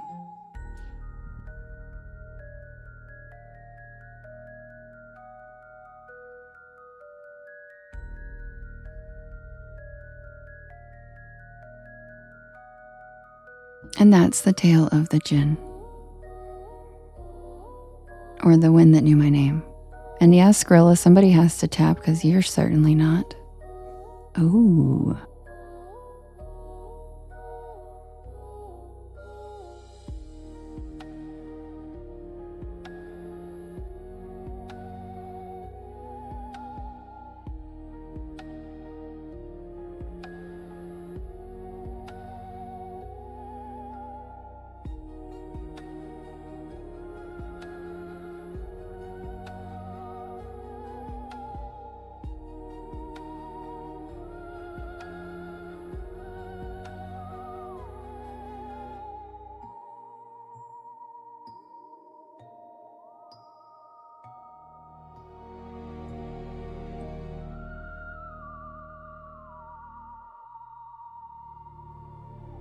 Jade, there's a list on the Discord. Is there an elf story on that list?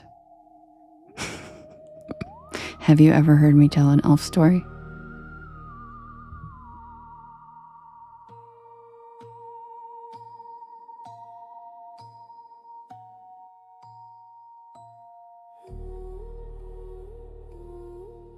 Welcome in, everybody. My name is Devin, and this is Porch Lore. And I tell spooky bedtime stories to help you relax your nervous system and fall asleep. Yeah, I would say the puck wedgies are the closest, Jade. I would say so.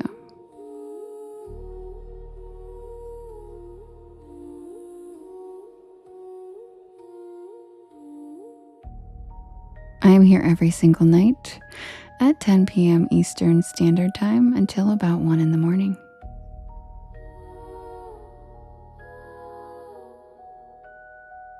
Exactly, lovely. They're just not called elves. That's why when people are like, do you have skinwalker stories? Do you have this? I'm like, they're literally called something all over the world. So it depends on, like, you know what I mean? What do you consider an elf? Because Pukwudgies are definitely elves. I also do write and record all of these stories myself. And you can listen to them whenever you would like on my YT channel, as well as all of the podcast streaming sites. Just look for Porch Lore and you will find me. And yes, they have pointy ears.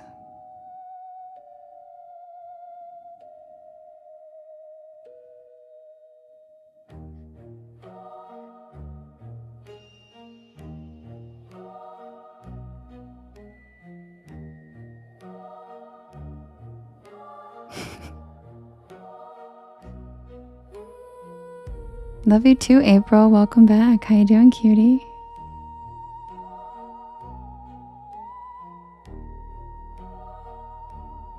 Hi, Misbehavin'. Also, guys, I did create... Hi, Lumberjack. Thanks. I did create a backup account today. I followed some of you. And I guess I probably should have said something before I followed some of you, because almost every single one of you that I followed reported me, but that's okay. And if you guys want to know the backup account, let me type it out.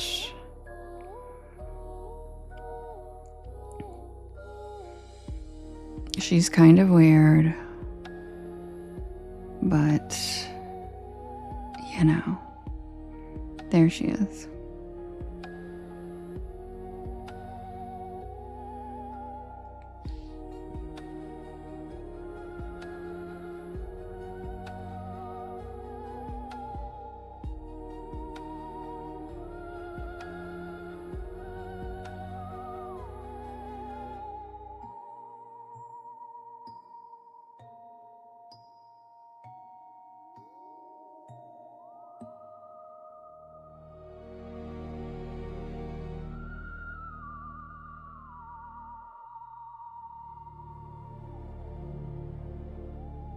What spire are you referring to? Right, lovely.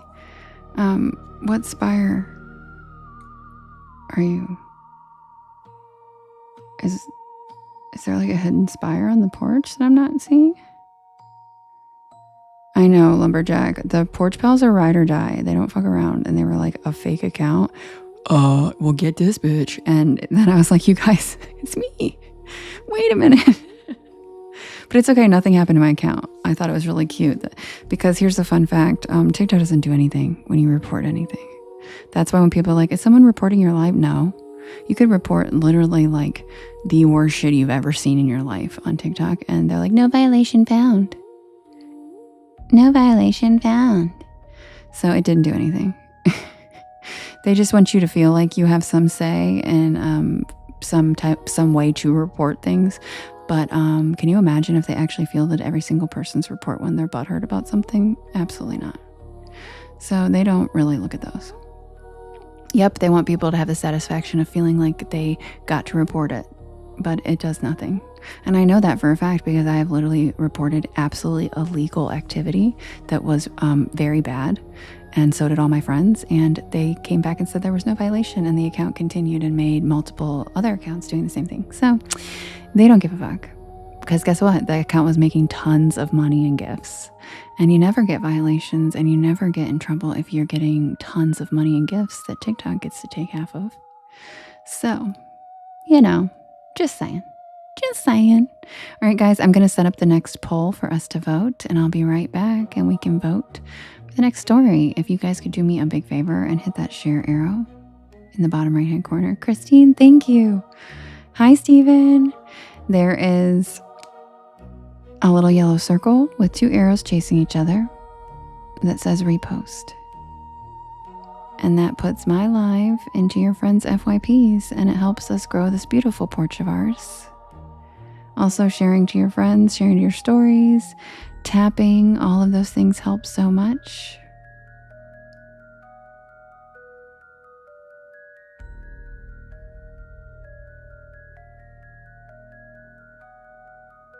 Did you, James? Yeah, everybody gets violations for everything. It's pretty crazy. But anyway, I'll be right back with the next poll, guys. Grab a beanbag chair, grab a hammock, sit back and relax. And welcome to the porch. Happy Tuesday. Check out the shooting stars. And like I say, there's always room for one more on the porch. Be right back.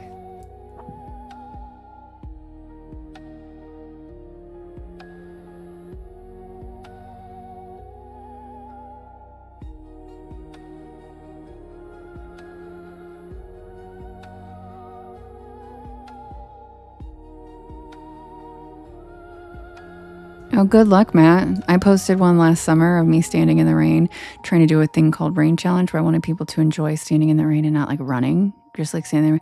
And they flagged it as corn because I have large boobs and I was wearing a tank top. So they even trained AI to sexualize women who were literally in a magenta tank top in the rain. And it wasn't even pouring rain. It was just like a couple drops. I'm not even kidding. So, good luck never getting a violation.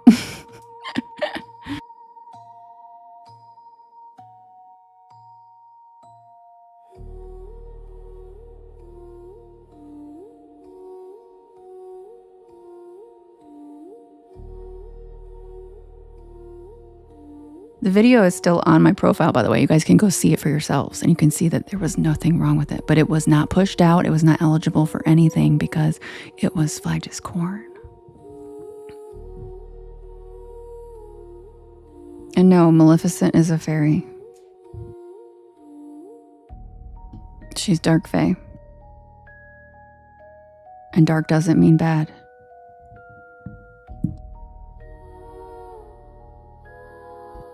She's also an icon and the best villain ever, but she's not even a villain. She's an anti-hero and she's misunderstood, and she's my favorite. I love her. I love her. I love her. And if you'd like to see the story list, there is a story list on the Discord, and there is one on my YT channel on the Bedtime Stories playlist. I have over 100 stories.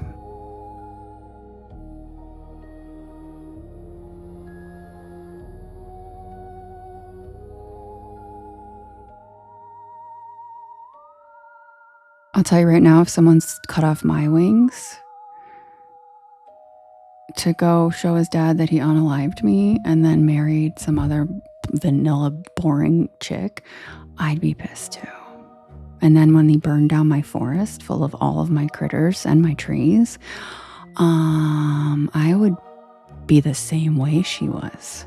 So, she's not the villain. Sleeping Beauty's dad is actually the villain. Just clarifying.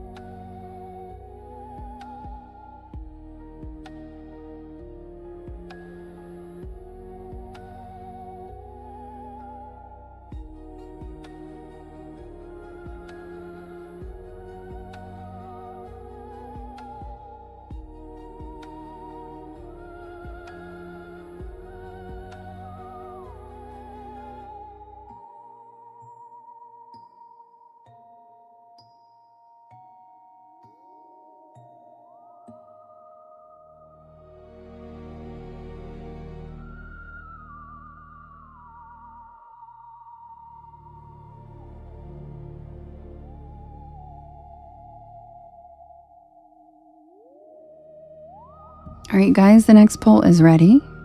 We have, yeah, Maleficent is beautiful. You're right. She's amazing. Love her. But yes, she's the queen of the fairies, basically. But then she got pissed and went to the the cave world because she didn't want to be part of the light anymore because she couldn't fly anymore and she was fucking pissed about it. Anyway. By the way, I won a costume contest once as Maleficent, and it was really pretty fun. Right? Right, Matt? It is fair. She was pissed. And if I couldn't fly anymore, why would I want to see everybody else flying around out that? I'd go hide in a cave too. I'd be like, what the fuck? Anyway, I won a costume contest as her one year. I had the horns and everything. Okay, the poll is... Really, Matt? I have won every costume contest I've ever entered except one. And the person who won the one I won, I'm not even going to say what the costume was. It was stupid and I should have won. So anyway, and I'm not even a sore loser. It was like, you know, the guy with the trench coat who has his D hanging out. That was like a popular Halloween costume. Do you guys remember? That's who beat me. I was in like an immaculate witch costume and a dude with a plastic D out of a trench coat won. So yeah, I'm not even a sore loser. It was literally not a valid win. But the person choosing the prizes was like 4 natty lats deep or some shit and was very... Anyway, ready? We have the puck wedgies. We have the selkies. I did win, Kim. I literally had a snake. I'll send you the video of what it looked like. I had bats flying around my hat. I mean, it was ridiculous. It was a travesty. Anyway. Puck wedgies, the selkies, the goat man, the Lake Worth monster, and the White Witch of Rose Hall. Michelle, there is a compilation, a Halloween costume compilation of all of my costumes on my TT. You just have to scroll down a little bit. I posted one this Halloween to show everybody all my lavish costumes. I usually go as some type of sorceress or magical woman or witch. Like I've gone as like Mother Nature before, you know, but occasionally I've gone as like Audrey Hepburn, and like back in my 20s, I was definitely like a naughty nurse and some other stupid shit. But I usually go as a sorceress, some type of magical woman. All right, here we go. You can vote in the top left-hand corner. There is a blue box. Hi, Drew. Good morning. There's a blue box, and you can vote up to 50 times, and you can vote for more than one story. We have the puck wedgies. We have the selkies. We have the goat man. We have the Lake Worth monster, and we have the White Witch of Rose Hall. Who's gonna win?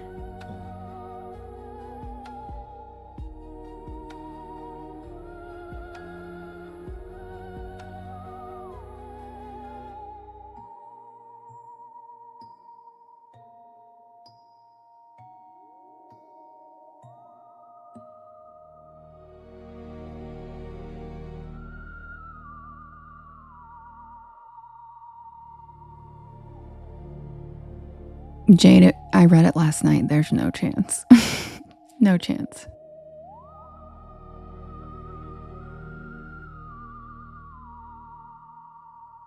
Plus, the porch pals don't like that story because I get hurt in it.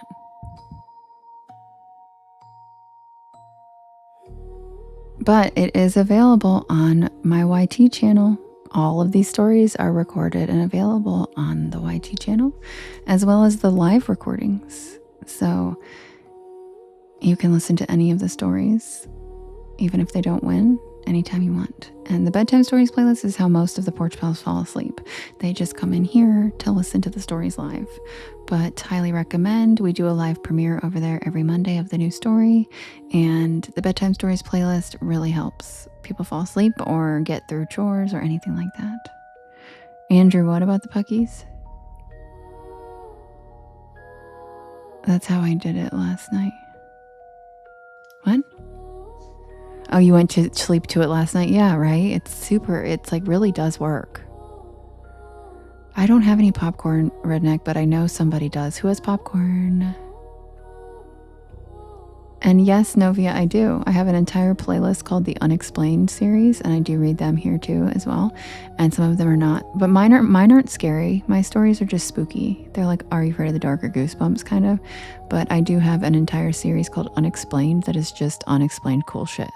Like it could be UFOs, it could be Tesla's study on crystals, it could be Edward Casey's research on cats and vibrations. Like, so yeah, I do everything. It's not, I'm actually not really a horror girly. I am unexplained stuff and folklore. I like, the reason I'm fascinated by folklore is because these stories exist all over the world with different names. Oh, corn. Thanks for the corn. And so I find as like someone who like that to me is evident, like that scientific method. It's repeating all over the world from civilizations that didn't have any, yes, fantasy. I love fantasy too. I don't write it, but that's my favorite. Yeah, my favorite genre would be like, because I'm not even like that sci-fi. I love fantasy and like supernatural stuff. I don't mind paranormal, but I like anything I like cryptids a lot. Yep, I love time travel and cryptids and yeah, like rifts and time and anything like that. But you will never see me watch something like Saw. Miranda, thanks for the divine fingers. Or anything that's gory. I didn't even get through Game of Thrones. I don't like gore. And I don't like lots of, I don't know, it sounds corny, but I don't like lots of bad energy. Those shows, I don't care. It is entertainment, but it emits really negative vibrations from a lot of that shit. And I just don't enjoy it. I am just, that's not something I enjoy, is seeing lots of unalivings and violence and gore. And so that's just not really. So in the horror ones, I love horror movies like Skeleton Key. Like that's my favorite scary movie. And Haunting in Connecticut too. But that's, again, those are not like Saw or, you know. But I will say there's an exception to the ones from my youth. And there's an exception with the Scream franchise. And there's an exception with like Urban Legends and a few of the others, because I don't know why slashers, I don't know. They're not usually as gory. They just like slash and then like, and then they run away. And then they're, you know what I mean? Like, it's not the same as some of the sick shit, like Saw's sick. And like, I'm not into that kind of stuff. But I don't like war scenes either because it's gross. It's like too much for me. Yeah, the what's up? God, it's so stupid. Scream is a classic, exactly. And like Scream doesn't scare me. But I think it's because I watched it so much. You know what I mean? It's like one of those like the characters and the actors, we all know them, and it's like such a big franchise that, yeah, it's just become, you know. Plus, I mean, Skeet Ulrich. When I lived in LA, I saw him at Target once, and I was like, oh my fucking God. All right, and the winner is the Lake Worth Monster. Oh, you're a Matthew Lillard girly? Not me. Not me. I'm not a blonde guy girl. I don't know. He's so lanky and blonde. And like, I don't know. Andrew said I'm drunk, but I'm good. Matthew Lillard is absolutely blonde. He's got that complexion. He's blonde, in my opinion. I like much more Skeet Ulrich gal.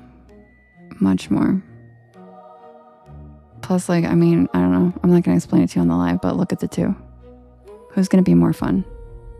Let's be real. If we're talking about who's sexier, let's be real. It's not Matthew Lillard. Girl, please. Yeah, he's goofy. I like to laugh too, but if we're talking about random hookups with celebrities, I'm not looking to laugh. All right, the winner is the Lake Worth Monster.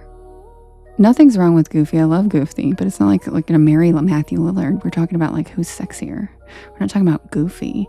We're talking about like Skeet Ulrich is like, Oh, were you lovely? Josh Hartnett? I could see that. He's cute. He's got a cute, sexy thing. I really liked that vampire movie he was in Alaska. That scared the shit out of me. Yes, I write all my own stories. If you look at the banner up there, I had to put that up because TikTok kept saying that it wasn't original content. I do. I write all of these myself.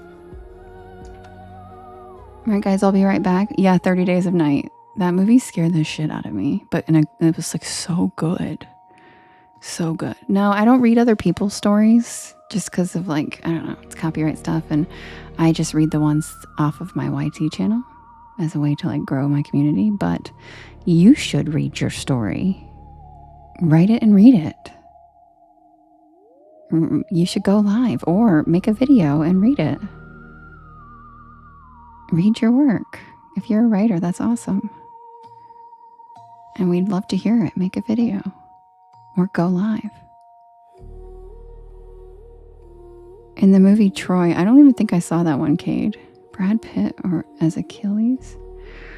Brad Pitt, no, he's not really my type. He's very handsome. He's very handsome. But he's just got like fuckboy diva energy. He just seems like he needs too much attention. I don't know, he's just a blonde guy. He's no. The answer is no.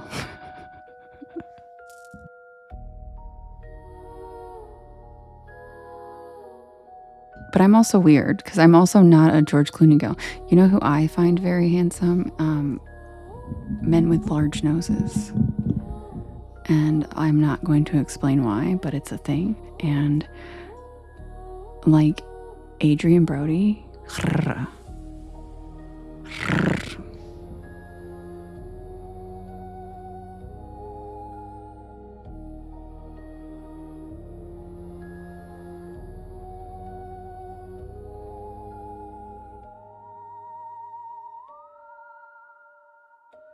Justin said, I'm a George Clooney girl. Yes, David Duchovny. Thank you. That pointy nose. Yep, I like that nose. But there's me. I have my reasons. Yeah, lovely. That's exactly where it should go because that's exactly what I mean. Whatever you thought is what I meant. That's one of my reasons. Get you a man with a big nose. Get back to me.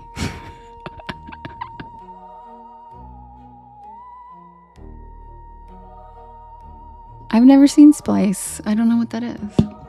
Hi, Bryant. I've never seen Splice. Why is my mic being so feedbacky tonight? All right, let's try this one.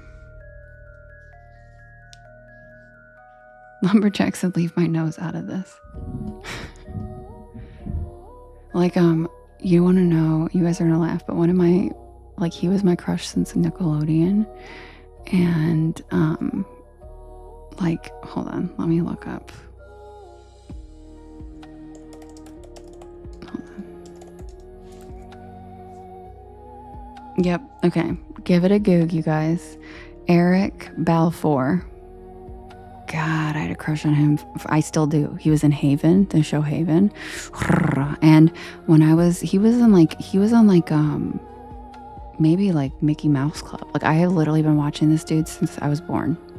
And I've had a crush on him my whole life. I'm not even kidding. My whole life. I think he might be the guy that like set my idea in my head of like, because I love that Mediterranean, big nose, dark, like, and he is so fine. Yep. And he was lovely. Yep. And yeah, he's so fine. And I know that's the most random celebrity pick, and everybody I tell is like, what? But Eric Balfour does it for me. And he was in this Amazon movie a few years ago.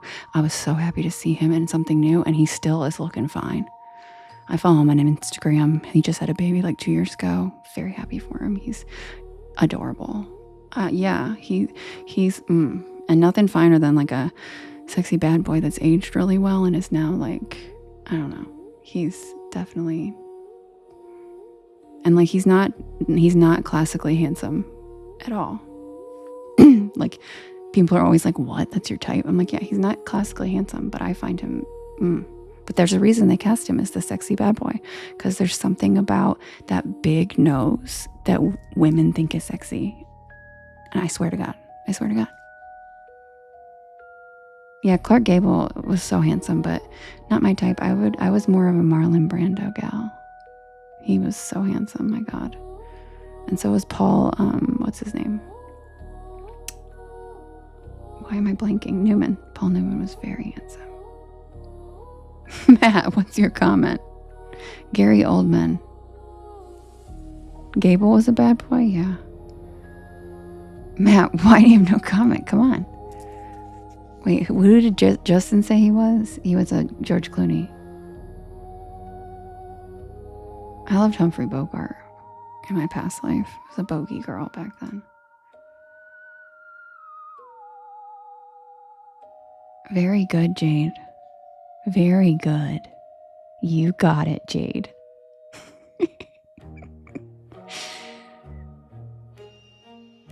Paul Walker's still handsome, though. He's not my type, but he's very handsome. It doesn't mean I don't think they're extremely, like, he's hot. But I'm just, I don't know.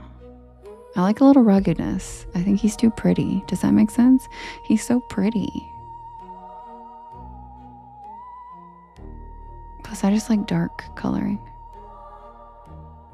I like, yeah, darker. My nose used to be small, but I had a bad fight. Aw, Cade.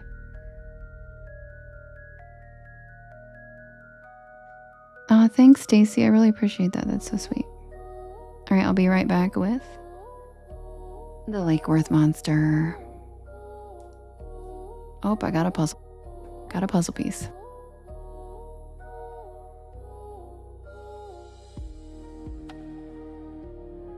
And don't worry, guys, I'm going to do an extra story because we've been blabbing a lot tonight. Justin.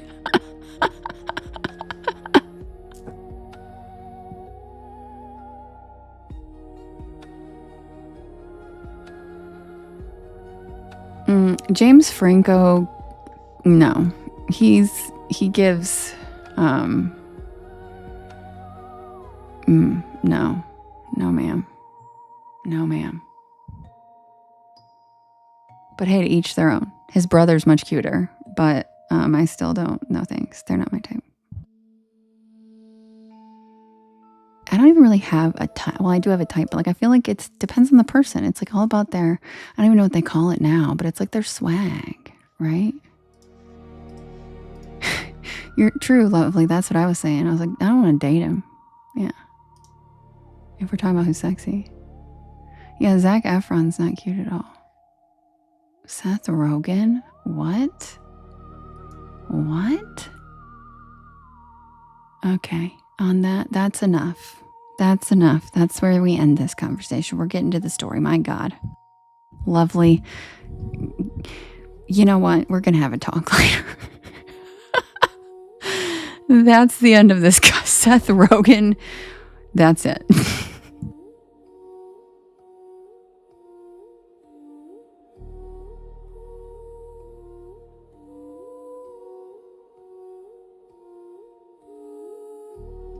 Hi, Joanne.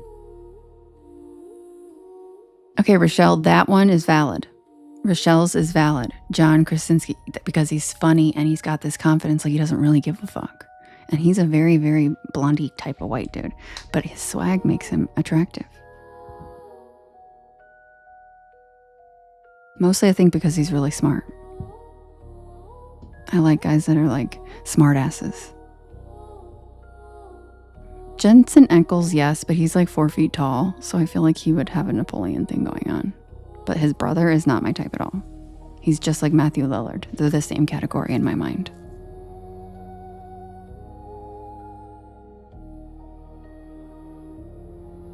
I love how you guys are just asking me random people.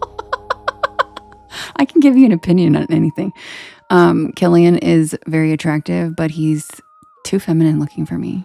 He's I don't know how to explain it. And he also looks like, I don't know, he looks like he needs to eat something. He looks like he needs to eat something. And he looks like he's always wearing lipstick. I don't know. He's too pretty, I think.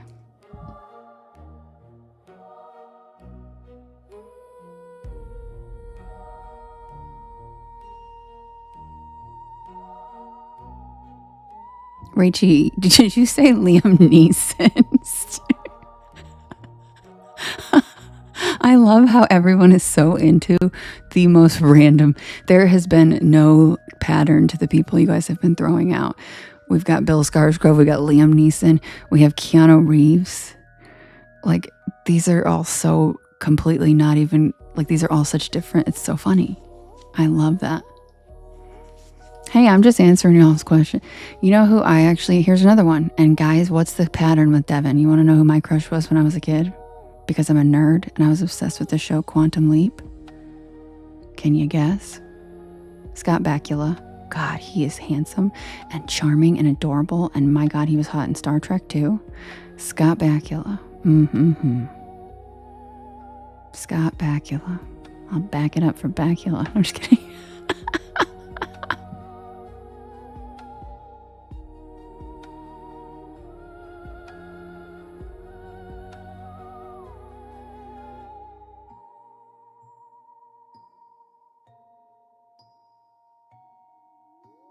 Mace for Scott Bakula.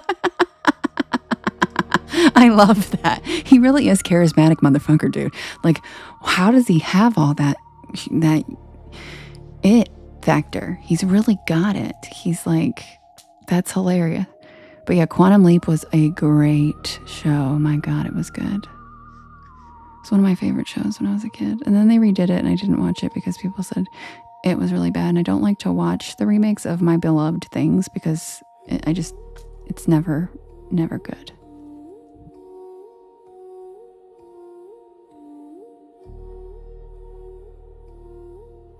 Right, Matt? The algorithm's going to be like, we have no idea what this slime is about. Oh, Henry Cavill, 100% girl. There you go. That's ding, ding, ding.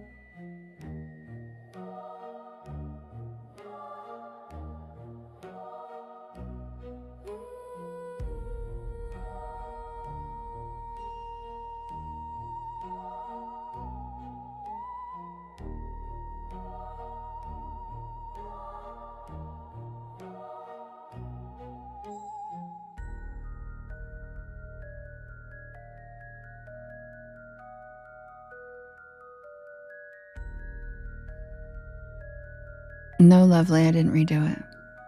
Why? Does it look different? I just never read the story.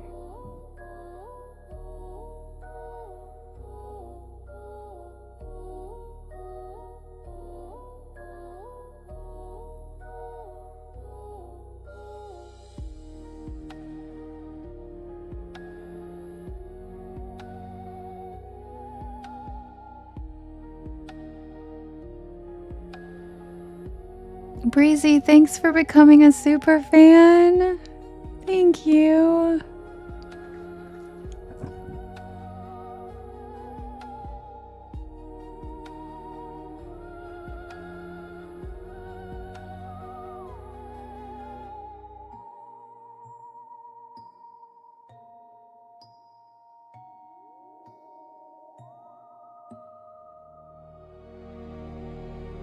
Submitted for the approval of the Porch Pal Society. This is the tale of the Lake Worth monster.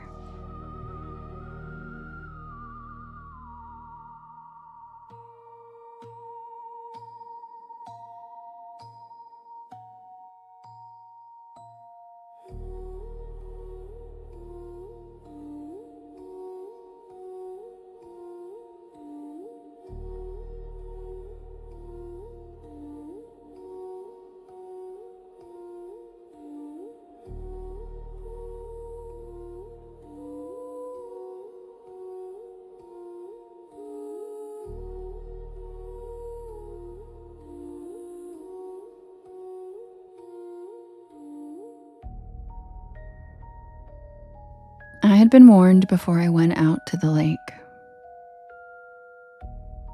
The stories have been told so many times, passed from one generation of Texans to the next, that they seemed more like a cautionary tale meant to keep teenagers from sneaking out at night more than anything real. The first time I heard the name Lake Worth Monster, it was from a cashier in town. She handed me back my chains and said I'd better be careful walking near the water after dark. She smiled when she said it, but there was something stiff in her voice, like it wasn't entirely a joke. The Lake Worth Monster is a story that first broke into the news in the summer of 1969. And it wasn't whispered about in hushed tones or locked away in a local legend column like most cryptids. It made the front page headlines in the Fort Worth Star-Telegram. The first reports described a creature that was half man and half goat. A beast that stood close to 7 feet tall, covered in both fur and scales, with a hideous face and glaring white eyes. Local kids claimed they had been chased by it. One couple swore it jumped onto their car and tried to claw its way through the metal roof.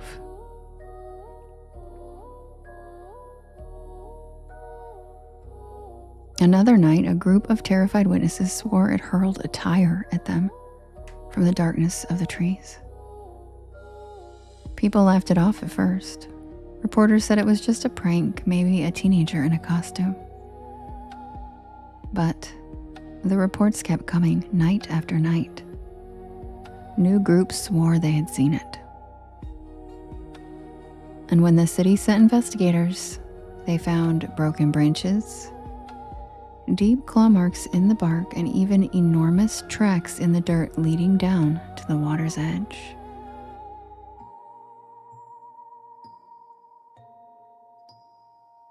The story spread like wildfire, and Lake Worth became the late-night dare spot for every teenager in Texas. They drove out there with their headlights, cutting through the dark, looking for the goat man. But most didn't find anything. Some came back swearing that they'd seen glowing eyes staring at them from the brush. Others came back with scratches on their cars and dents on their hoods, with stories about a smell like rotting flesh. And then, just as suddenly as it began, the sighting stopped. And by the end of 1969, the Lake Worth monster seemed to have vanished, fading into whispered memory. But the quiet in those woods wouldn't stay quiet for long. I rented a small cabin not far from Greer Island, the heavily wooded peninsula that juts out into Lake Worth. From the cabin porch, you would see the water glittering in the moonlight and hear the sound of cicadas rising and falling like a fevered heartbeat.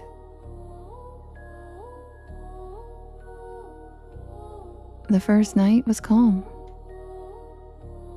The second, not so much.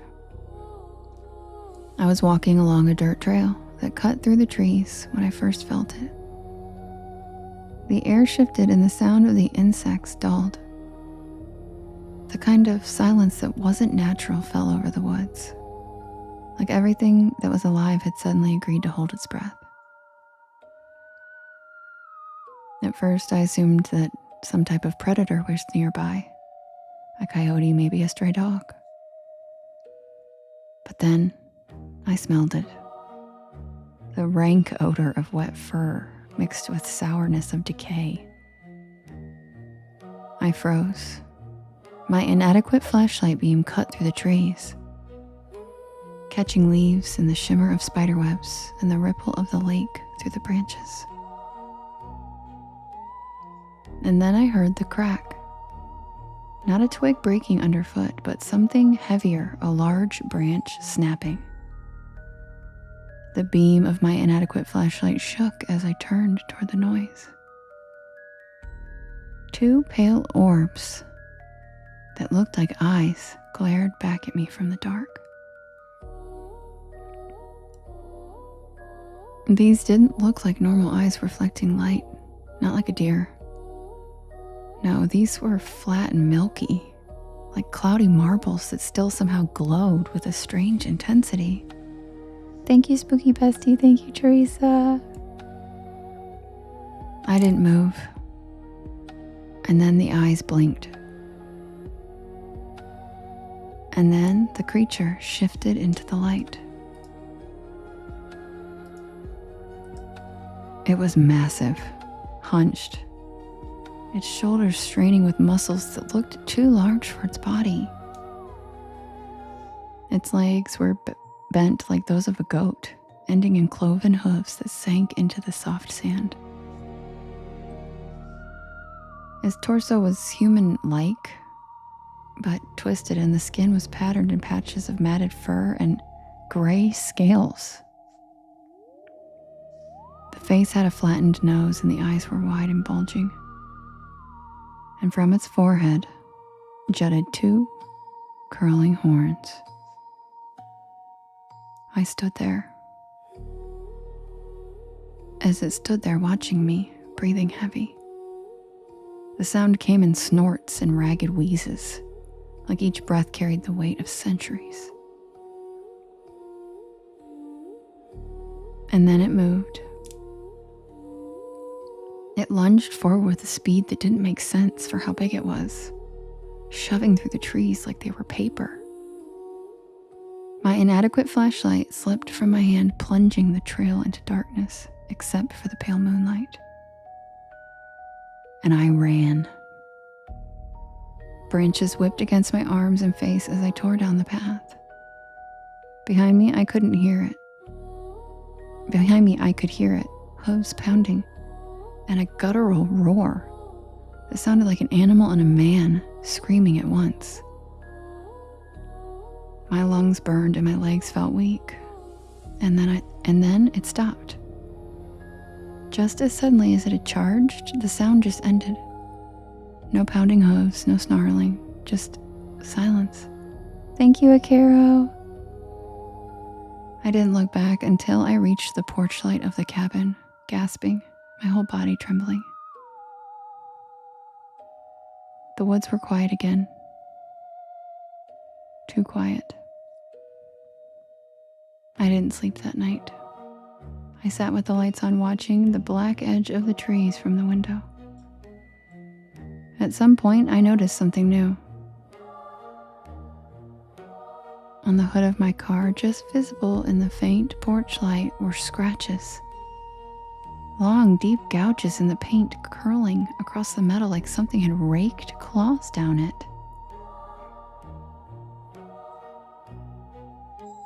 The next morning, I walked back to the trail in daylight. My footprints were there in the dirt, clear and frantic. But there were others. Cloven hooves leading to the water's edge. The locals don't laugh when you bring it up. Not really.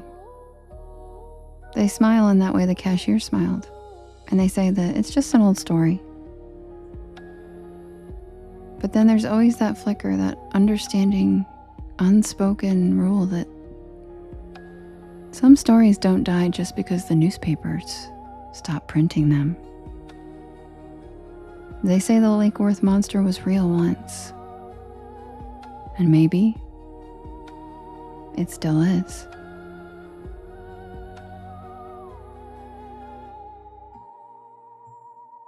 And that's the tale of the Lake Worth monster.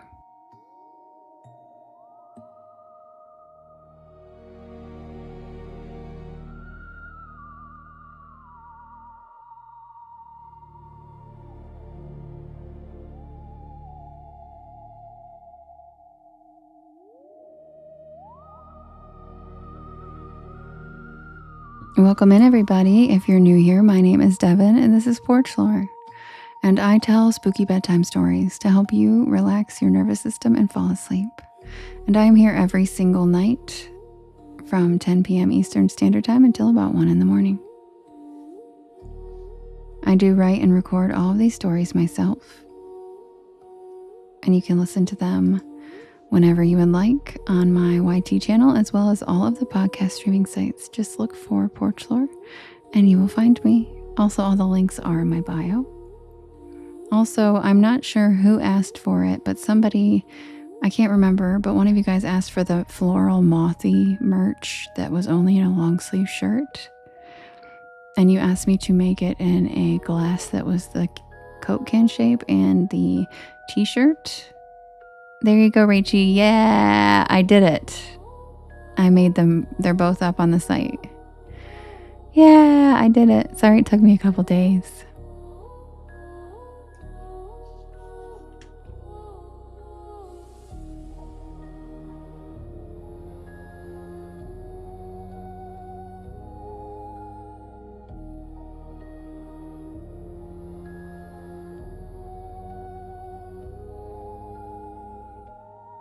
Oh, thanks, Jade. That's sweet.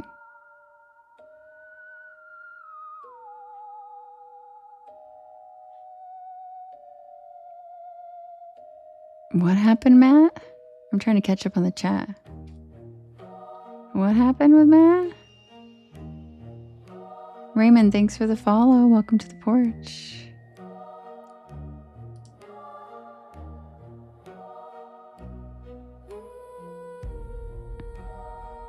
Holly, I don't sleep. I don't know. You're saying you'll find out who your real friends are in the next few days, and then you're giving people heads up about something. What's going on?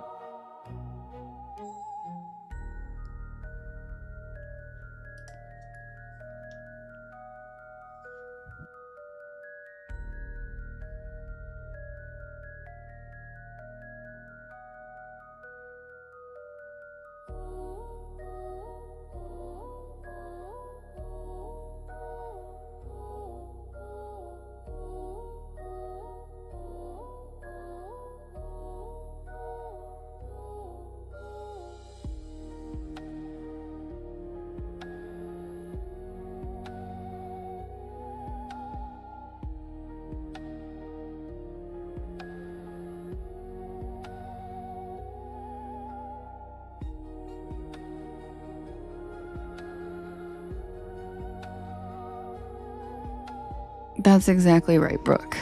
I'm very old. I've had a lot of practice. And I don't need very much sleep. I know, I wish, James, but merch sites don't offer flashlights. At least not the one I'm on. That would be cool, though. Yes, 700 years young. Well, and I say 700 years just because that's more believable. I'm actually like a primordial being, but we don't talk about that. Right, Jade? We don't talk about that.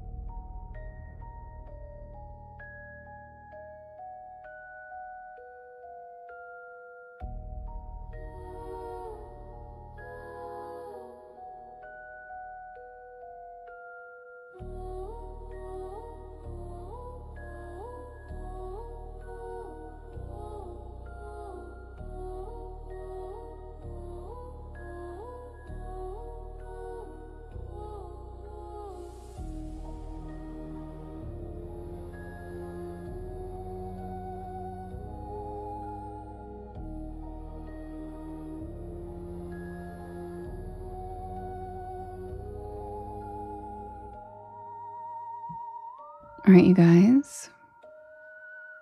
The next poll is ready.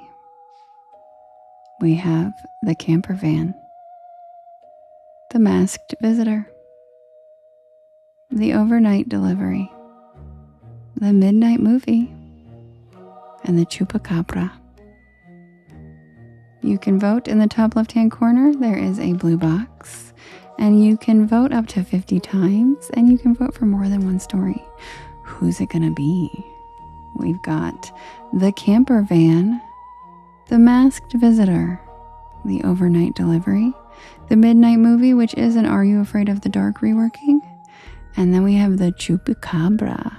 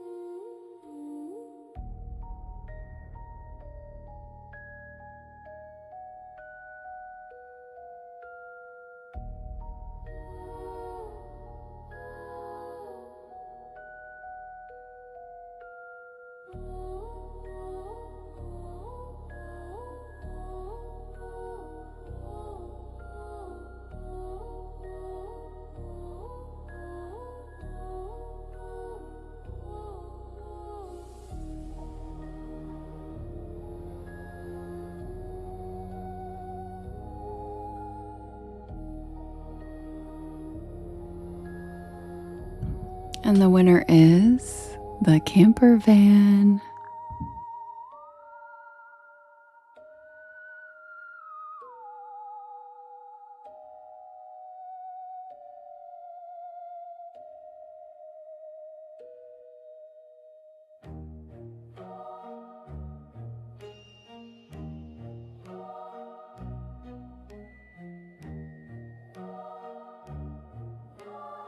Thank you, Quentin.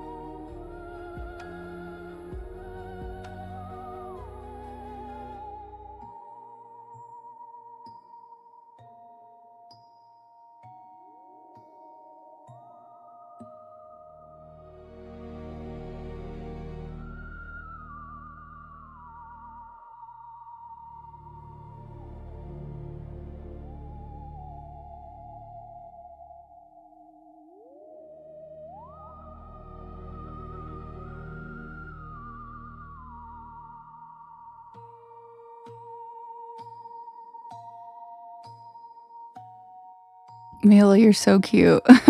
Thank you.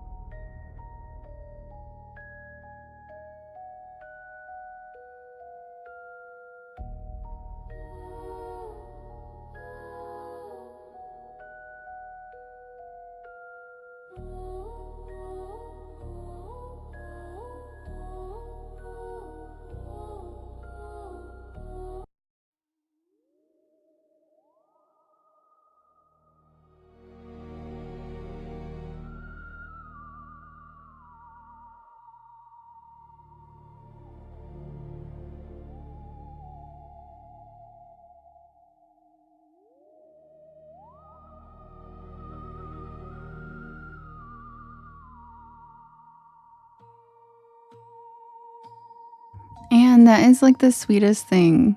Thank you so much. And that is like the sweetest compliment ever. Thank you so much. Thanks for being here.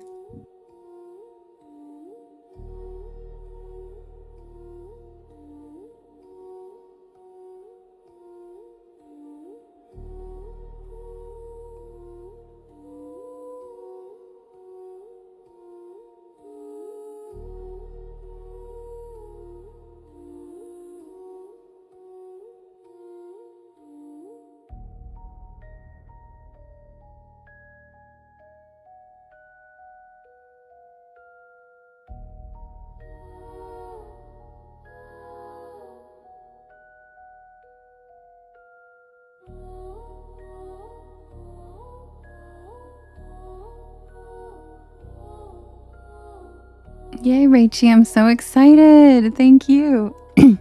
And no, Callie, I don't battle.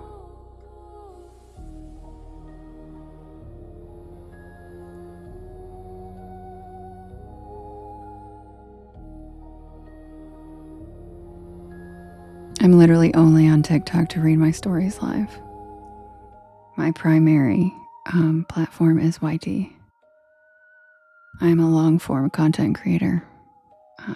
I'm not a TikToker. Good night, Jade. I love you. Sweet dreams.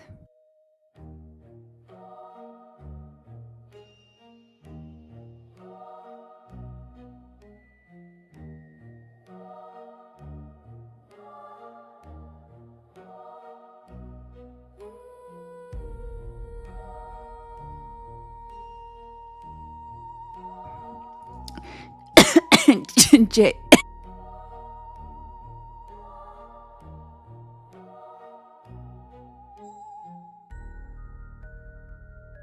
Jade, I was just gonna say goodnight to you, and I legit choked on my tea because I saw your Sully comment.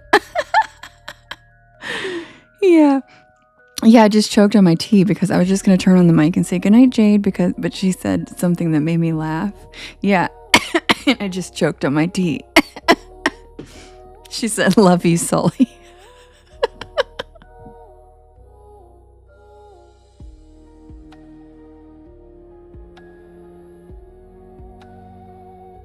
And if you don't know who Sully and Cloud Dancing are, it's an inside joke. Yeah, it's our favorite TV show. Feel free to look it up. We're dweebs. We're dweebs. Thank you, Jen. Thanks, Justin. Thanks, Bonsai Ann.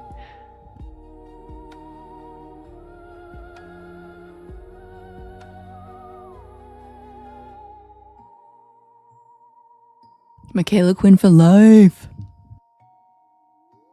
I actually used to have a Dr. Quinn sticker.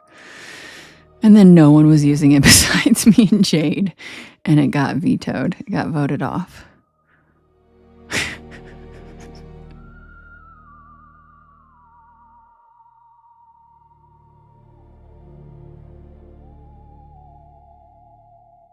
And Sherry. Sherry used it too. You're correct, Sherry. You did use that shit. Sherry used it too.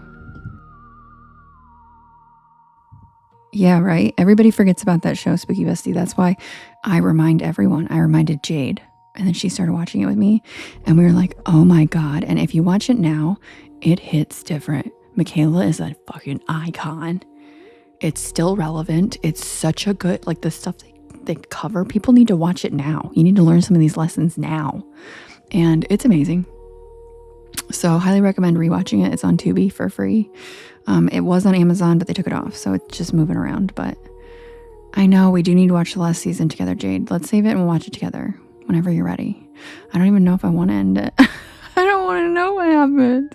Because I don't remember when I was a kid. I don't remember how it ends. So I'm like putting it off. But anyway, if you guys haven't given it a watch in your adult life, damn, we don't get shows like that as an adult. Our parents really got some life lessons in their TV. Because I'm watching it now and I'm like, if I had seen this in my 30s, like when my parents, because my parents, it came out when my parents were in their 30s. And I'm like, damn, this is some good lessons. Yeah, the Colleen switch never was okay with me.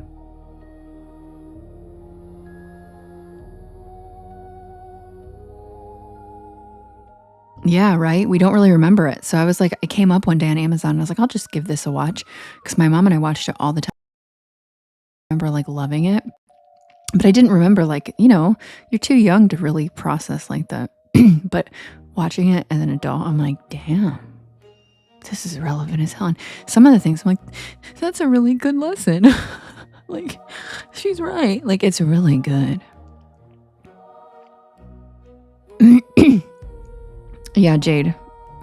Mine was after that. I'm sorry, that's when yours was. Mine was after that. We're talking about Dr. Quinn, medicine woman. Michaela Quinn. The icon, the legend. Fun fact, that show was actually based off of an actual female doctor that moved to Colorado. Was she at all like Dr. Quinn? I don't know. But there was a real woman. And no, Cameron, we have one more story after this. Me too. My mom made me watch all those shows. My mom's like super feminist. She's like the dean of a med school, and my mom was very much into. So I watched like all of the female lead character, like strong women, like Voyager, Star Trek Voyager, Captain Janeway, and Dr. Quinn. Well, and Quantum Leap, which, I mean, Scott Bakula, come on. Plus, let's be serious, Sully is really nice to look at. My God. Plus, you guys want to hear something fun? Guess what? Remember how there were really bad LA fires 2 years ago when I had actually moved back to LA for like a quick second? And guess what? Sully's house burned down. The actor, Joe Lando. And guess what? This is like 30 years after the show. And Michaela Quinn, Jane Seymour, sure did let him and his wife and his kids move into her mansion with her family after his house burned down. Like, oh my God. They're adorable. And here's the crazy part. They dated back during the show. They were actually dating. But they stayed friends and she let them move into her house. Wait, Jade, you didn't know that? I thought I told you that. Yep. That was what, 2 years ago now? Yep, she's beautiful inside and out. And Sully's house burned down and she was straight up like, and they interviewed her and she's like, we hadn't talked in a really long time. And she said, we don't keep in touch like that. She's like, but I had to call him. And he moved into her house with his family. And they hadn't even talked in like a long time. I'm like, she's a ride or die. And I mean, duh, they had such a bond. There's no way you could ever I don't know how you could do a show for 12 years with someone and then never to ever have a connection to them again. That's impossible. So I love that story. Good night, Holly. Love you. Sweet dreams. See you tomorrow.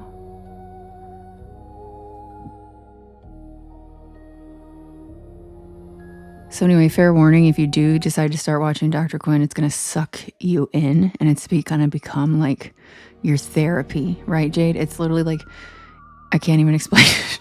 I can't even explain it. It's so good. Jade said, you look like Dr. Quinn. I love you, Jade. I look like Dr. Quinn sleeping in a camper van. Yes, I do. She always slept in camper vans.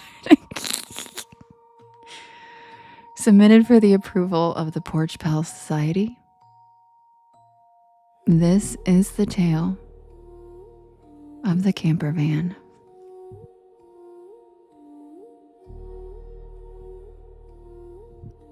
Literally Lonely Waltz, it is actually one of the best shows ever. And I know that sounds crazy because it seemed so corny when I was a kid, but like, no, watch it as an adult, I promise. It hits so different. You're gonna be like, what in the hell? Yeah, I watch Little House on the Prairie with my grandma sometimes, but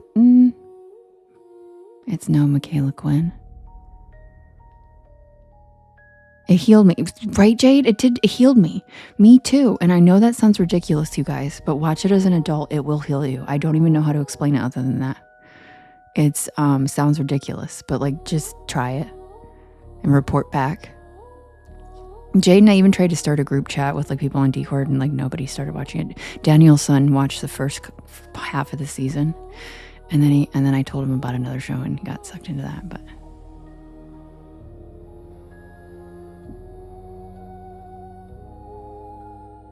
yes, Viola, try it tomorrow. It's on Tubi for free.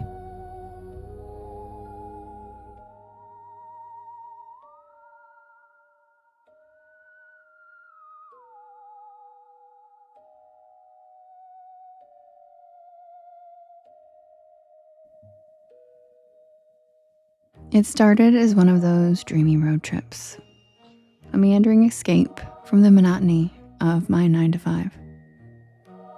I'd quit my job, sold most of my stuff, and I hit the road in my little camper van with my sweet cat Alfie as my co-pilot. It was just me, my cat, and the open road, tracing ribbons of asphalt across America. Thank you, Matt. Thank you, Lumberjack. Thank you, Dante.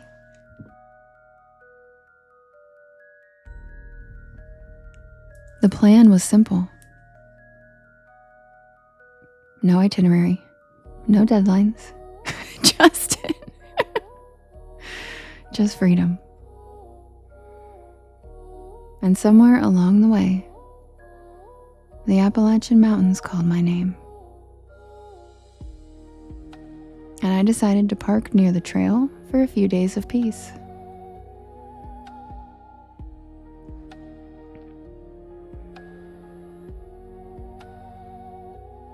The spot I found was idyllic. Or so I thought.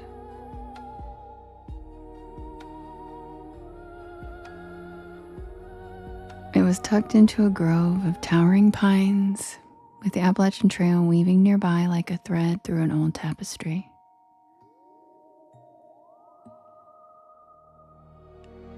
The air was cool and smelled like moss and earth. And I felt like a pioneer discovering some uncharted corner of the world. After a day of hiking, I returned to my van with aching legs and a happy heart. Alfie greeted me with his usual loving meow, demanding to be picked up and fed. And after some hugs and head nuzzles, I fed him, made myself a bowl of chili, and I settled into my makeshift bed to read by lantern light.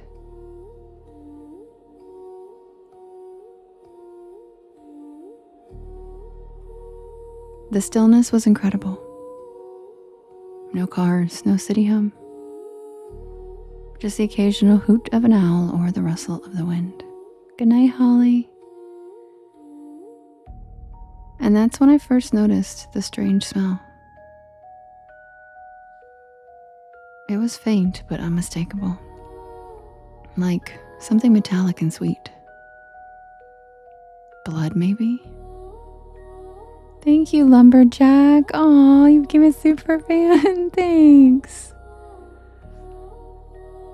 I brushed it off as my imagination and I tried to focus on my book, but the smell lingered, making my stomach twist. Alfie's ears flattened and he let out a low, uneasy growl. My nerves prickled.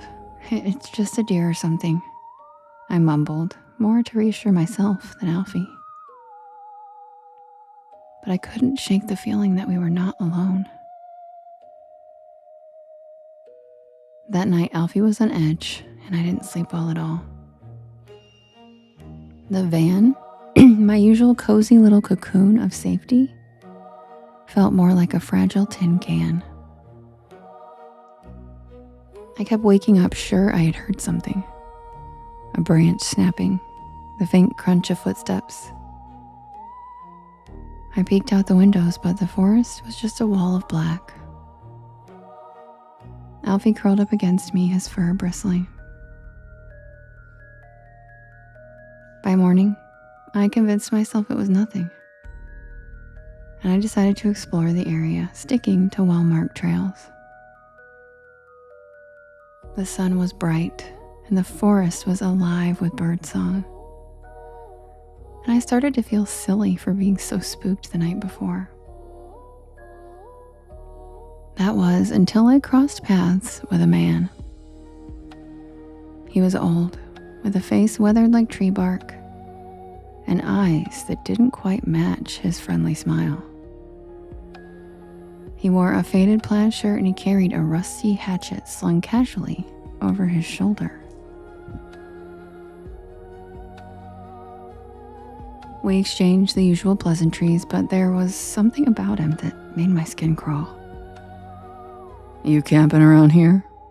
he asked. His tone was just a shade too curious.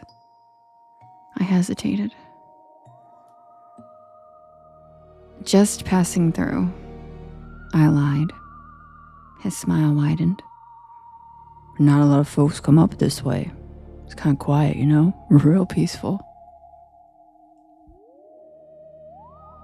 "Yeah, that's kind of what I was looking for," I said, gripping my hiking poles just a little tighter. He nodded, lingering a beat too long before continuing down the trail. As soon as he was out of sight, I turned back toward the van, my heart thudding. When I got back, something felt off. And then I noticed this, my dude voice. I know, everybody makes fun of it. And then I noticed the side door was ajar. And I know I locked it. Inside, things had been moved. Not much, just little things. My mug was on the counter instead of the sink. And Alfie's litter box had been shifted a few inches. My stomach dropped. Just nunchucks. My stomach dropped. Someone had been in here. I grabbed my pepper spray and I did a thorough check. But whoever it was gone. I double-checked the locks and I told myself that I would leave in the morning.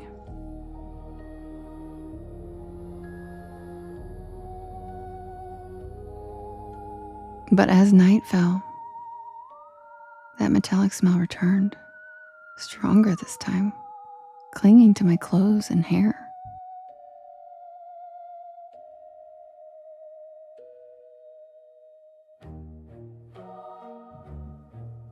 Alfie hissed and his tail puffed up like a bottle brush. And then I heard it. This was not just imagined sounds of the forest. This was something deliberate. Footsteps, heavy, purposeful, circling the van. Alfie's growls turned to low, guttural yowls as the footsteps stopped just outside the driver's side door.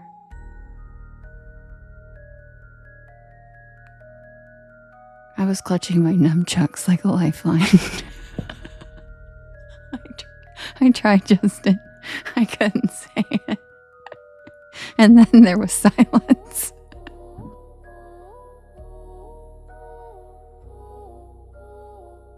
I tried, Justin. I couldn't say it without laughing. The silence that's so loud that it feels like a weight on your chest. Minutes dragged into hours. Then I finally drifted into a restless sleep, jerking awake at every little sound. By dawn, I was so ready to leave. Manoa, that's so funny.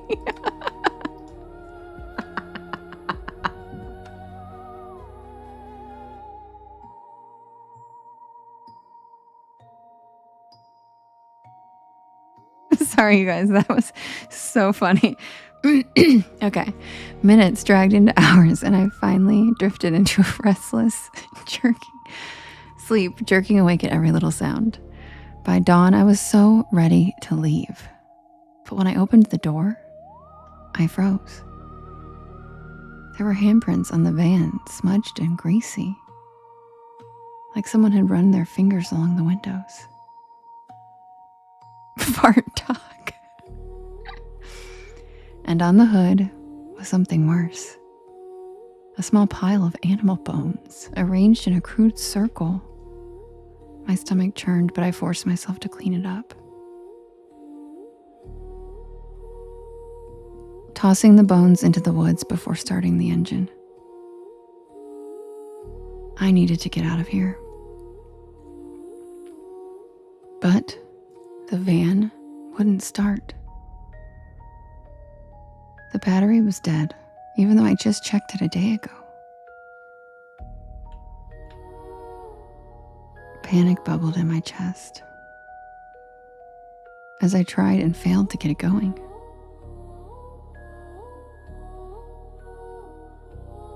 I was stranded. I spent the whole day trying to flag down hikers, but no one passed by. The isolation pressed in on me, and the forest now felt less like a haven and more like a trap. That night, I barricaded the doors with everything I could find. A folding chair, a cooler, even Alfie's litter box. I kept my nunchucks within arm's reach, and I huddled under my blankets, praying for morning. The smell came back, thicker than ever, and with a lower guttural humming. It wasn't an animal. It sounded human, but rough. The sound moved closer, circling the van. I know, I almost got it without laughing. I'll get it, Beefy. The sound moved closer, circling the van. And then something heavy slammed against the side. Alfie screeched and darted under the bed as I grabbed the nunchucks, my heart pounding. The van rocked as whatever it was slammed into it again, harder this time. And then nothing. Thanks, guys, I did it. I stayed awake until the first rays of sunlight pierced through the trees. When I finally opened the door, I saw it. Deep gouges in the metal, like claw marks. And a message scrolled in what looked like ash across the windshield that said, "Leave." I didn't need to be told twice. I spent the day rigging a makeshift solar charger on a whim, praying it would give the battery enough juice to start the engine. By late afternoon, I tried again, and the van roared to life. Spooky Bestie, that would be awesome. Relief washed over me as I threw my stuff in the back and I prepared to leave. And as I pulled onto the narrow dirt road, I saw him again.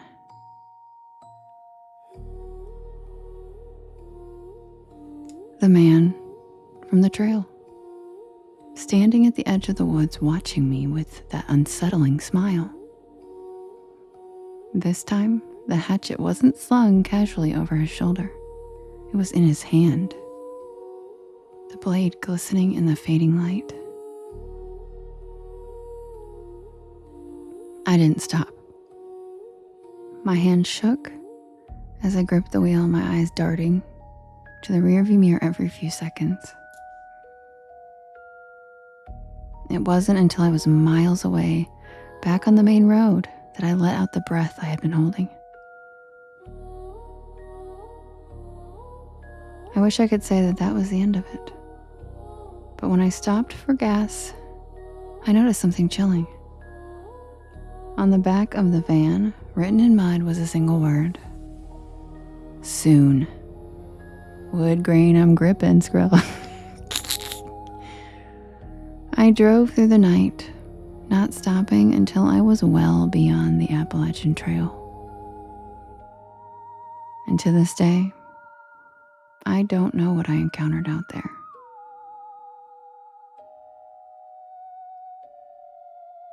A deranged local? Bigfoot? Something else? All I know is that Alfie and I escaped with our lives in one hell of a story.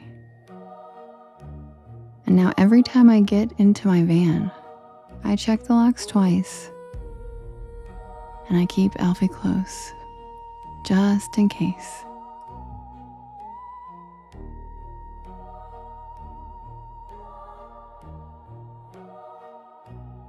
And that's the tale of the camper van. And you know, I almost switched it up, but I knew I was just going to die laughing, and I knew I wasn't going to be able to do it. But I almost right at the end switched it up when I say I see the guy again. And I almost went with Michelle sending it. I was about to be like, and then I ran him over. But I knew I couldn't make it through. Because every time Michelle's like, run him over.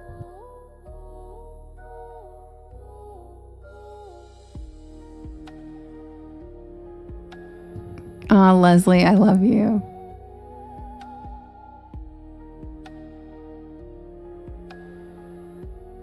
Aw, Spooky Scary Sherry, thank you for the flowers. Lumberjack, thank you for the hand hearts.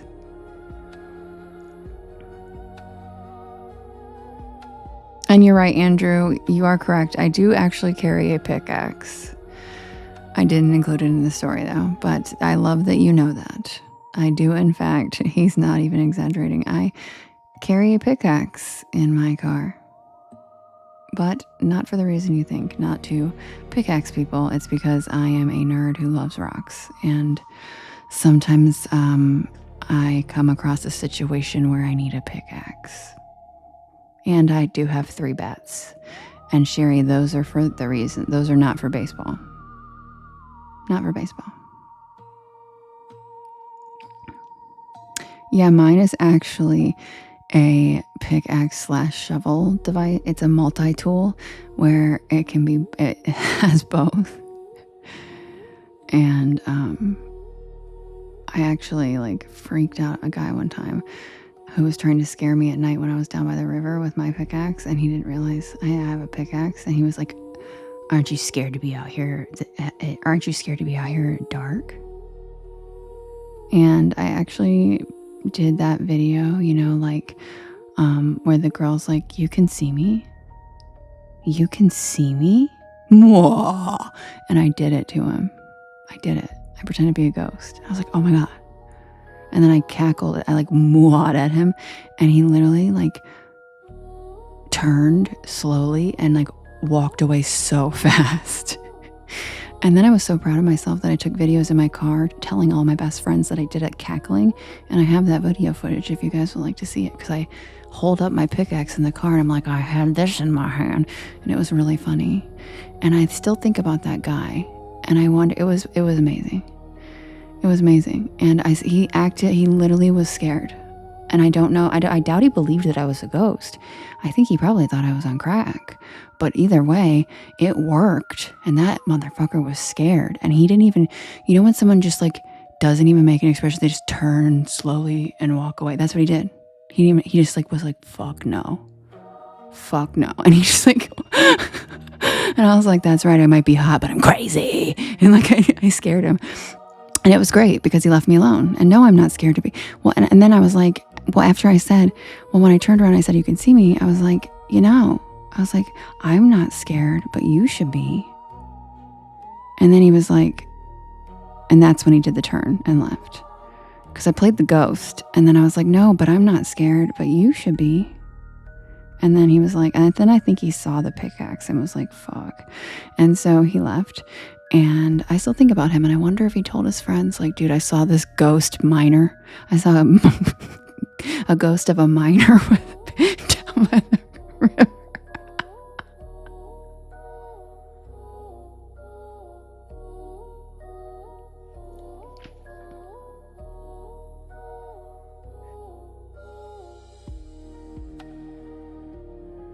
Yeah, when they're like, aren't you scared of coyotes? No, not as scared as your weird ass asking me if I'm scared in the middle of the dark. I'll cut you. Keep it moving, bud. Wrong girl. Yeah, I don't play. You think I can be this adventurous and reckless and dumb with my adventures and travel without being like on no fuck around alert all the time? Head on swivel, dude. Because I want the freedom to be able to go to these weird places alone. So I'm like a cat. I hiss at people. I'm like, get away from me. You know what scares me, Andrew? Yeah, heights. Heights scares me. If you really want to see me scared, I don't know, make me skydive. Right, Kim? I'm like a cat. What, Manoa? What'd you say? Never mind you. Mommy, protect me. All right, guys, you know what time it is. It's grilled cheese time.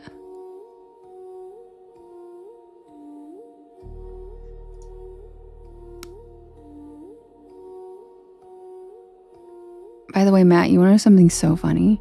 You know how you said the other day that when I'm really calm about it, it scares the shit out of you, right? I looked up because there's something called the Scottish temperament, and I looked it up to try to explain it to Skrilla what it was, and because it's a thing, and it literally in the description, if you give it a Google, what is the Scottish temperament, Matt? It says they are so calm that they literally say terrifying when they get mad, and I was like, damn, that is accurate. And I was like, this is literally what Matt said the other night. Yeah, it showed my face in the description on Google. He's correct. I was like, this is literally what Matt said last night.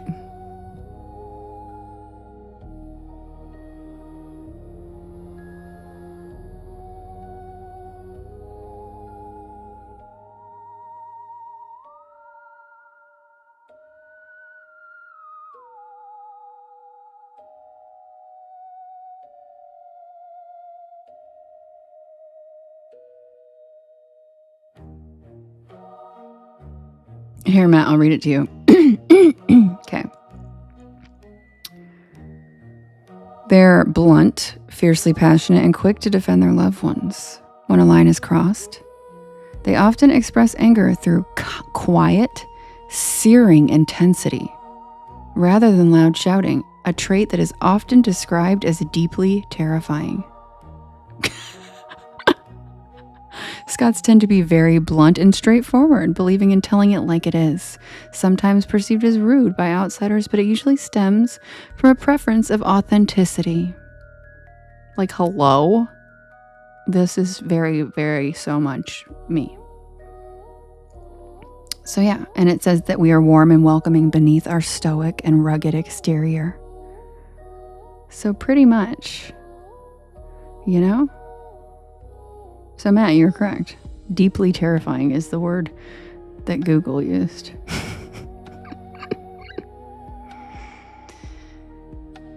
But I'm not a yeller. I'm not a screamy in someone's face type of shit. That's not how I roll.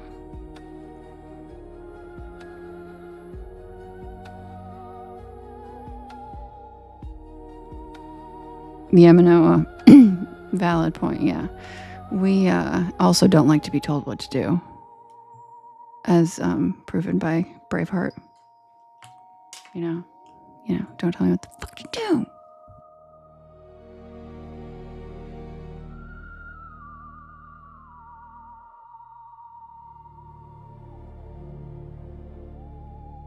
Fun fact, I actually just watched that movie this year because I found out that I'm related to the people in that movie. And I felt like everybody was like, what the fuck, you have to watch it, you have to watch. So I did. And it's really good. Oh my God, it's so good. But I also don't feel like they had a long enough love affair to warrant his lifelong avenge her death. Like they like banged twice and hung out in the woods a couple times. Like what? Like, and he spends his entire life avenging her death and burning down Scotland. I mean, calm down, bro. Like, but still, it's a great movie. But yeah, well, love is love, but their chemistry wasn't that convincing to me, is what I'm saying. They didn't spend enough time on convincing us that it was an epic love before they went to all the killing, was what I'm saying. Because I was just like, whatever. It's not that. Their love didn't seem, I mean, they didn't really seem to know each other that well. So, Anyway, hi, Nanita.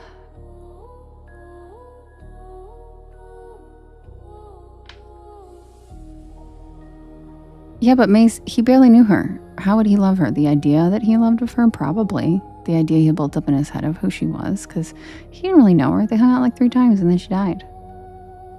So he more just was like, the idea he made up in his head of who she was is like who he was obsessing over. And that's not love.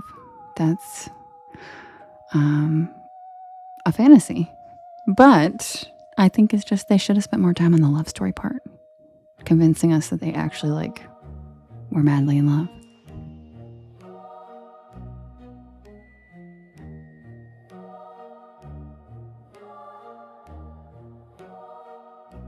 Fantasy is accurate. Spoken like every man I've ever known.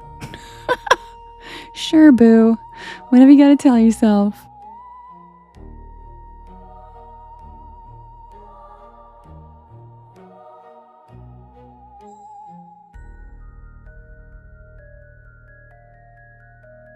Exactly, Andrew. It's idolatry. And take it as a woman who has literally been fantasized about and made it this fake person a million times by men, and then literally not the person they make up in their head. Women are people. They're not just like, oh, that girl I'm obsessed with forever. And it just seems like they could have actually made their story more complex and shown us that they loved each other. He just seemed to be I don't know. I think he just wanted a reason to fight people. Right, Helen? Yeah. You do, Mary? I don't. I believe in attraction at first sight. Love is so much deeper. You cannot possibly love someone just by seeing them. Love is so much more than just being physically attracted to somebody and thinking they look nice. You have to really know someone to love them. Because you also have to love the parts of them that suck. And you definitely don't get to know that when it's first sight.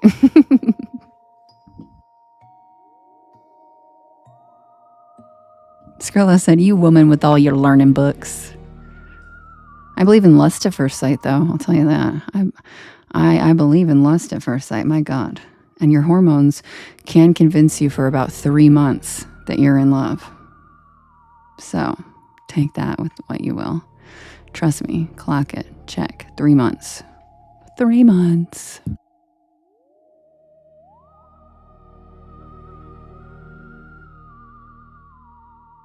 And that's science. I'm not being jaded. That's literally science. Look it up. Once you get banged for the first time in a while, your hormones all start up again, and then your body convinces, and it takes 3 months for it to wear off, and that's true. So, when that happens next time, maybe keep a journal and start seeing how often it ends in 3 months. And hormones literally are our enemy. And you know why? It's a trait that goes back way, way, way, way back. Guess what? When we were supposed to breed. And it was convince her she loves this guy long enough to get pregnant. Convince her she loves this guy. All right, 3 months are up. All right, he's actually a piece of shit. But it also goes the other way around, because the 3-month fizzle is a thing. I'm sure you guys know what I'm talking about. But anyway, Sycamore Diner time.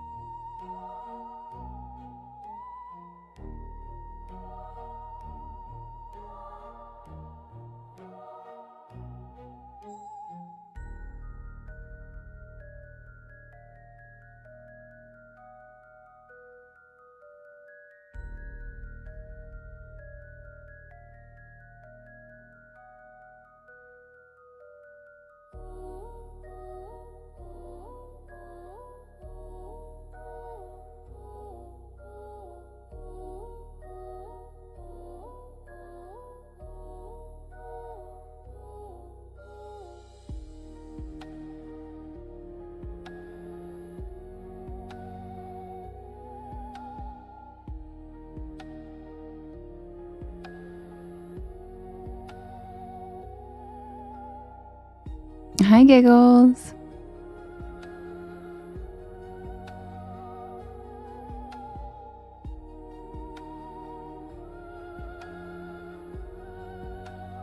Melindy, thanks for the follow. Welcome to the porch. Hi, Sally. Hey, Justin, which one's Earl's stool? I didn't know he had a specific one. Aw, Giggles, you're so sweet. Are you on TikTok too? You need to send me your live schedule. Mary, mine used to. But I'm too tired for that anymore. Like, I have all the compassion and empathy in the world for people, but I'm not fixing them. I don't want to. I'm not even interested in fixing someone else. I've worked so hard on myself. No, thank you. Earl's tool. The third from the bottom. Which one's the bottom? What do you mean, bottom?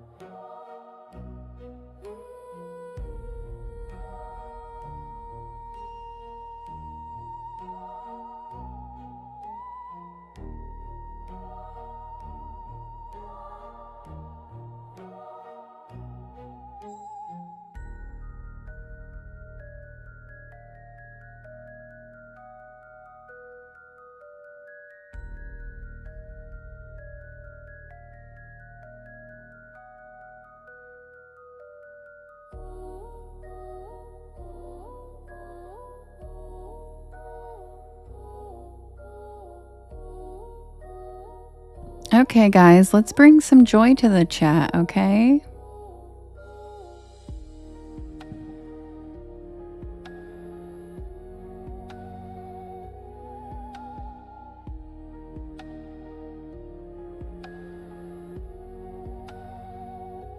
Also, yes, tomorrow is Witchy Wednesday. Don't forget, my daytime live is tomorrow at 1 p.m. Eastern Standard Time.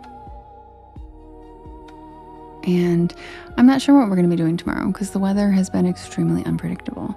So we might be outside if the weather's going to be good. And if not, then I don't know, we'll do something fun and cool. You got mooned on the way home, Mary? I'd say that's a win. What was the butt like?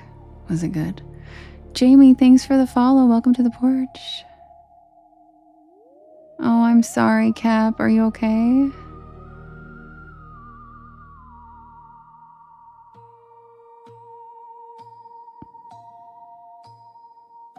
Yes, the daytime live is fun. You honked? I love that. I would have too. When I used to go on spring break, guys would be like, show me your tits for beads. And I'd be like, show me your snake. And they were real quick to not do that.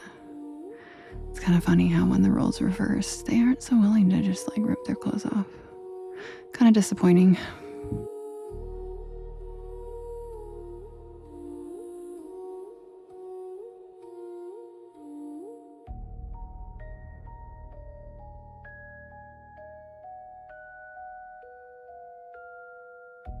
And yes, the daytime live is on TT. You came in at the right time. Hi, Anubis. Christina's like instant follow. Thanks for the follow, Christina. Now I know Andrew's been drinking. He's getting feisty.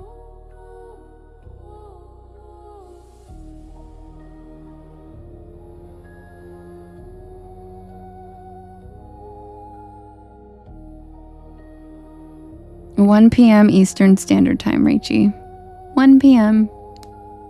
I used to be 11, but that was just not doing it for me. So 1 p.m. now, because my long guy also comes in the morning, and it was just getting really annoying and stressful. So I moved it to 1.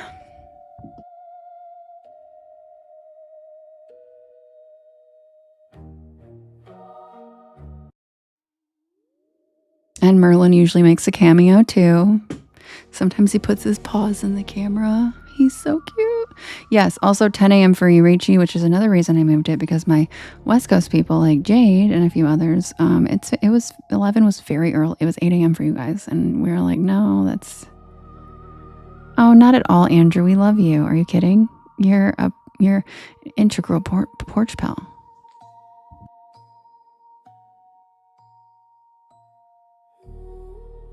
Yes, Jamie, I'm so glad. And once if the weather gets stable, I will be doing crow calling, where I will teach you guys the tricks of how to make friends with crows.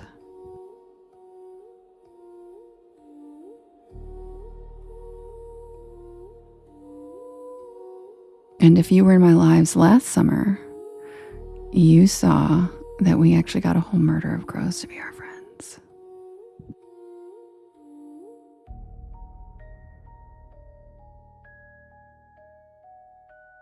Rachie, I'm his biggest fan too. I'm obsessed with him. I am obsessed. Like, I'm just so obsessed with him. He's the funniest, cutest. Like, I can't. I'm obsessed with him.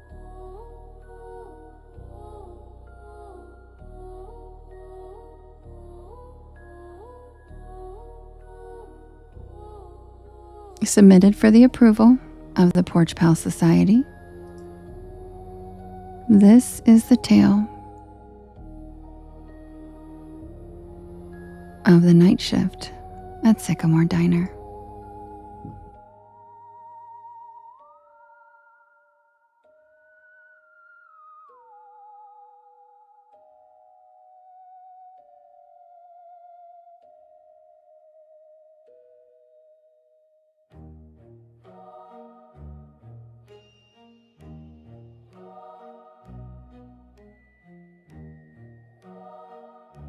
We got another live one, guys. 2 in a row. I don't want to check it out, sweetie. It's probably gross. I don't want to see your roast beef curtains. Get out of my live.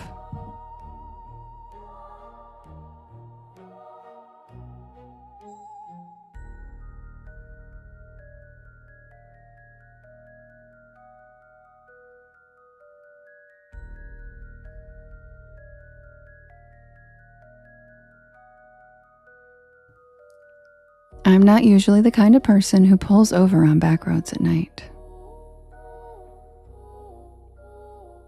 Not unless I absolutely have to.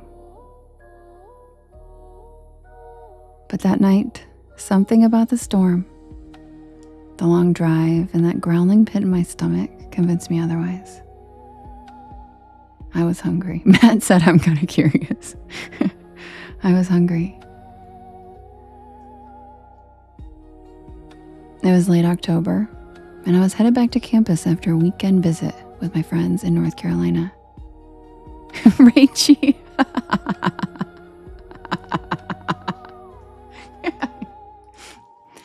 But then came the rain. One of those cold, slanted, whispery rains that creeps into your bones and makes the windshield wipers sound like a heartbeat.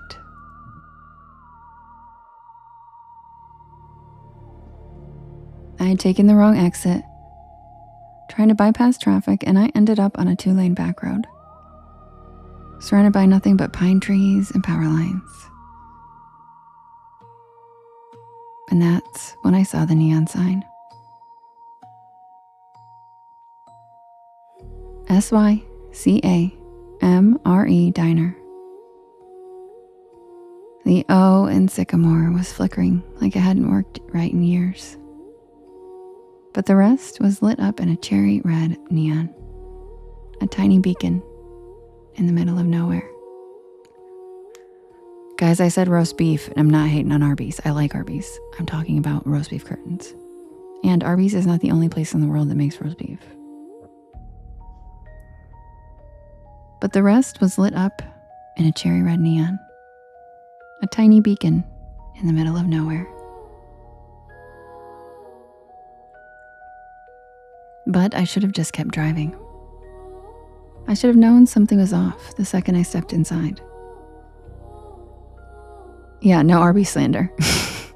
The bell over the door jingled, but not like a normal bell. It made this sharp metallic ping that echoed longer than it should have.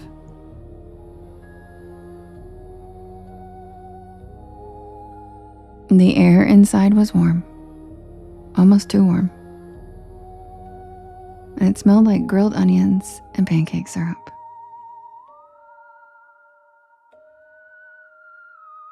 The place looked like it had been yanked straight from 1957. Checkerboard floor, red vinyl booths, a long counter with spinning stools, even a jukebox in the corner that looked like it hadn't worked in decades. And the people, they all stopped and looked at me the second I walked in. Not in a rude way, just quiet, like they weren't expecting me. Like I'd walked into the middle of a sentence that no one wanted to finish. A waitress, tall, with a beehive hairdo and a light blue uniform, smiled and waved me over. "You get caught in the rain, sweetheart," she said, handing me a laminated menu.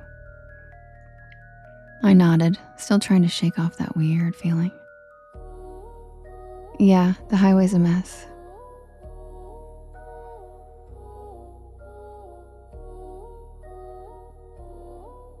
She chuckled and patted my shoulder. "Well, you're safe here. Sycamore's always open for travelers." I sat down in a corner booth, and the vinyl creaked. And I remember the jukebox shifted songs by itself and started playing some slow doo-wop ballad that I didn't recognize. I looked around and everyone looked normal, sort of. There was a trucker with a thick gray beard, drinking coffee at the counter. A young couple whispering to each other in a booth by the jukebox. And an older woman stirring tea, like she was lost in thought.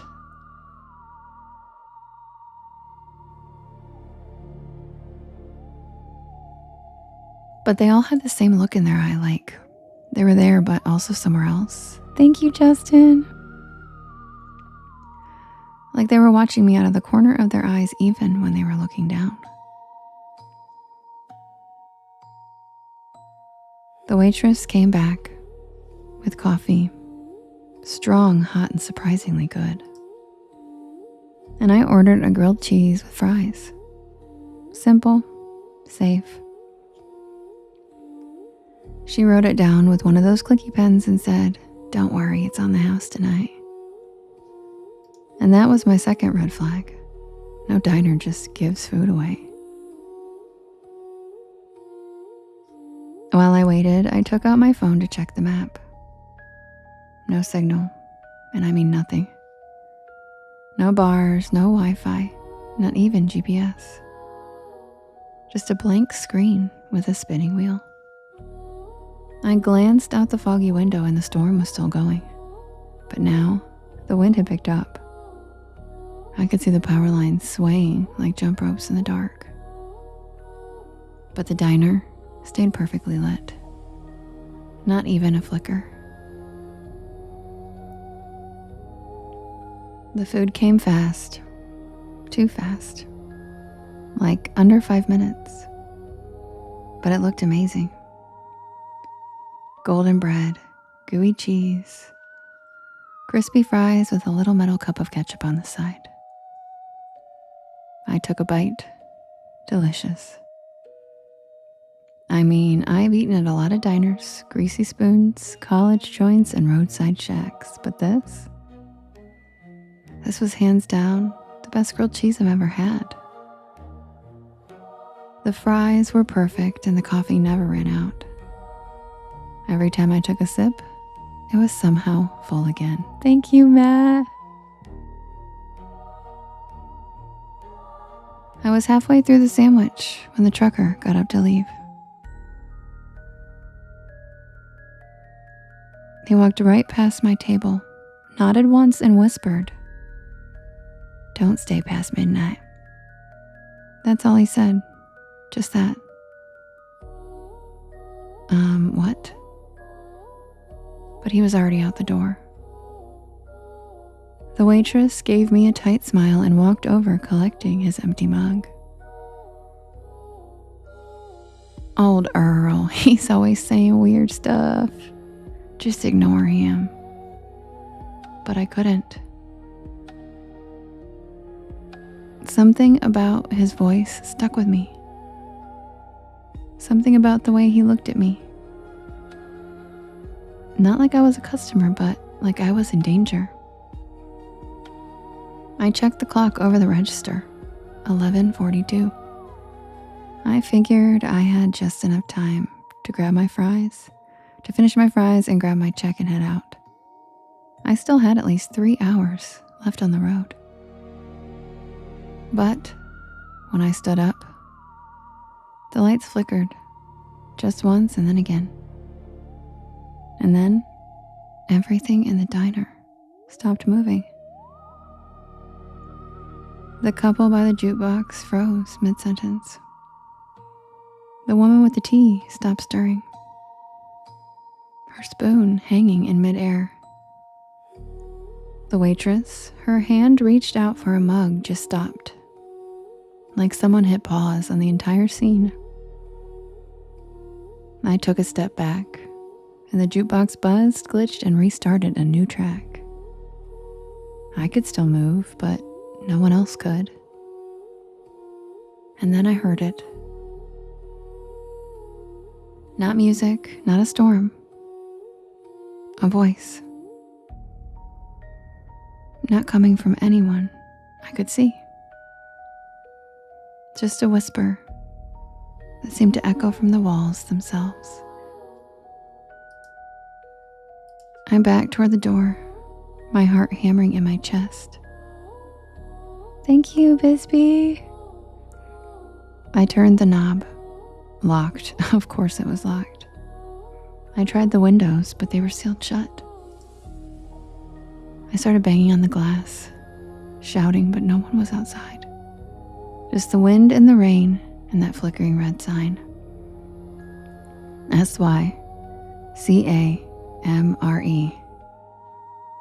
I turned back toward the dining room and everyone was gone. Not frozen anymore, just gone. The booths were empty. No plates, no crumbs, no mugs. No sign that anyone had ever even been there. Except for my plate. Still warm. And still half eaten. And then I saw the waitress. She was standing by the kitchen doors, her silhouette backlit by flickering fluorescent light. Her face was wrong. The same smile, but her eyes were empty, black and endless, like someone had painted over them.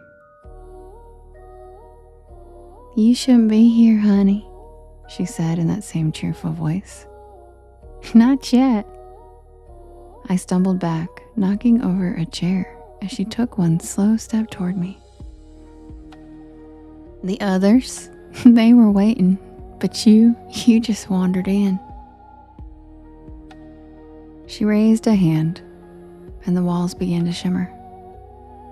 Literally shimmer. Like heat waves on asphalt. "Hi, Vampy!"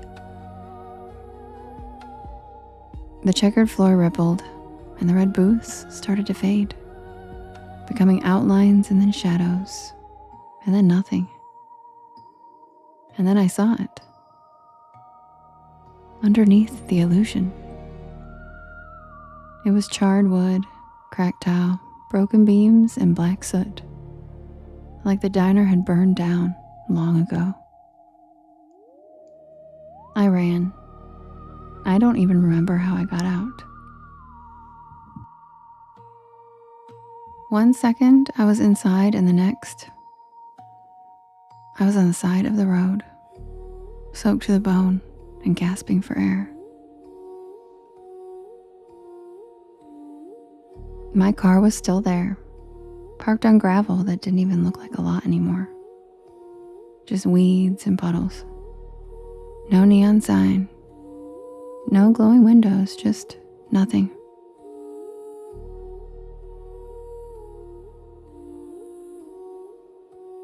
I drove back to campus that night in silence. No music, no Porch Lore podcast. I kept glancing in the rear view mirror, half expecting to see that red neon flicker back to life. I didn't tell anybody, not for weeks. Not until I finally looked up Sycamore Diner on a local history site. And I found it.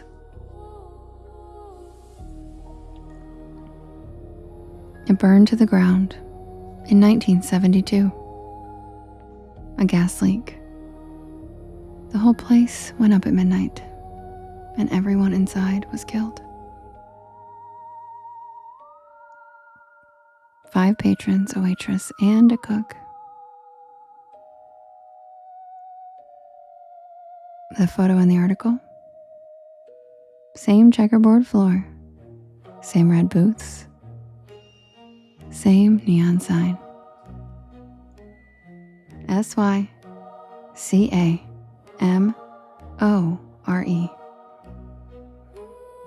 And in the corner of the photo, that same waitress, smiling.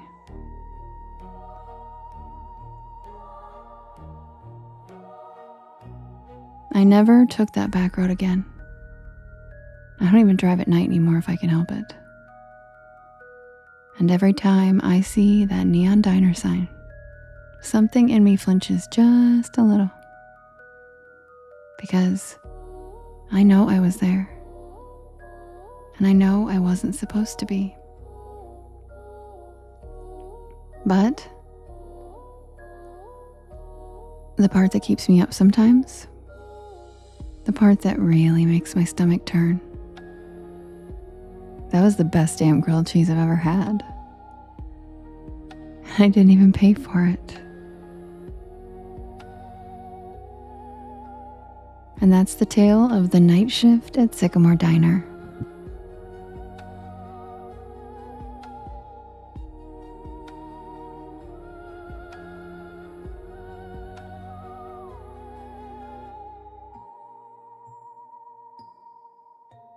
Thank you guys for spending your evening with me. I love you guys so much. And yeah, I love quesadillas. I will see you guys again tomorrow in the daytime for my Witchy Wednesday Daytime Live, 1 p.m. Eastern Standard Time. And if you can't make it, I will see you guys again tomorrow. Same time, same place, 10 p.m. Eastern Standard Time. Love you guys. Get some wonderful sleep. And if you can't, check out my playlist, Bedtime Stories, on my YT channel, and you will be out by like video number 2.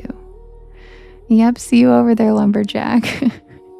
Good night, Austin. And Bijo, thank you for the follow. Welcome to the porch. And if you did have fun with us tonight, don't forget to follow. So if you fall off the porch, you can find us again. Yes, it's Dr. Gwyn time now. Exactly, Mother Nature. I can't wait to hear what you guys think. If you guys start watching it, let me know in the Discord chat because I'd love to talk about it. So I love you guys so much. And yeah, pajama party over on YT for sure. And don't forget, guys, stay spooky.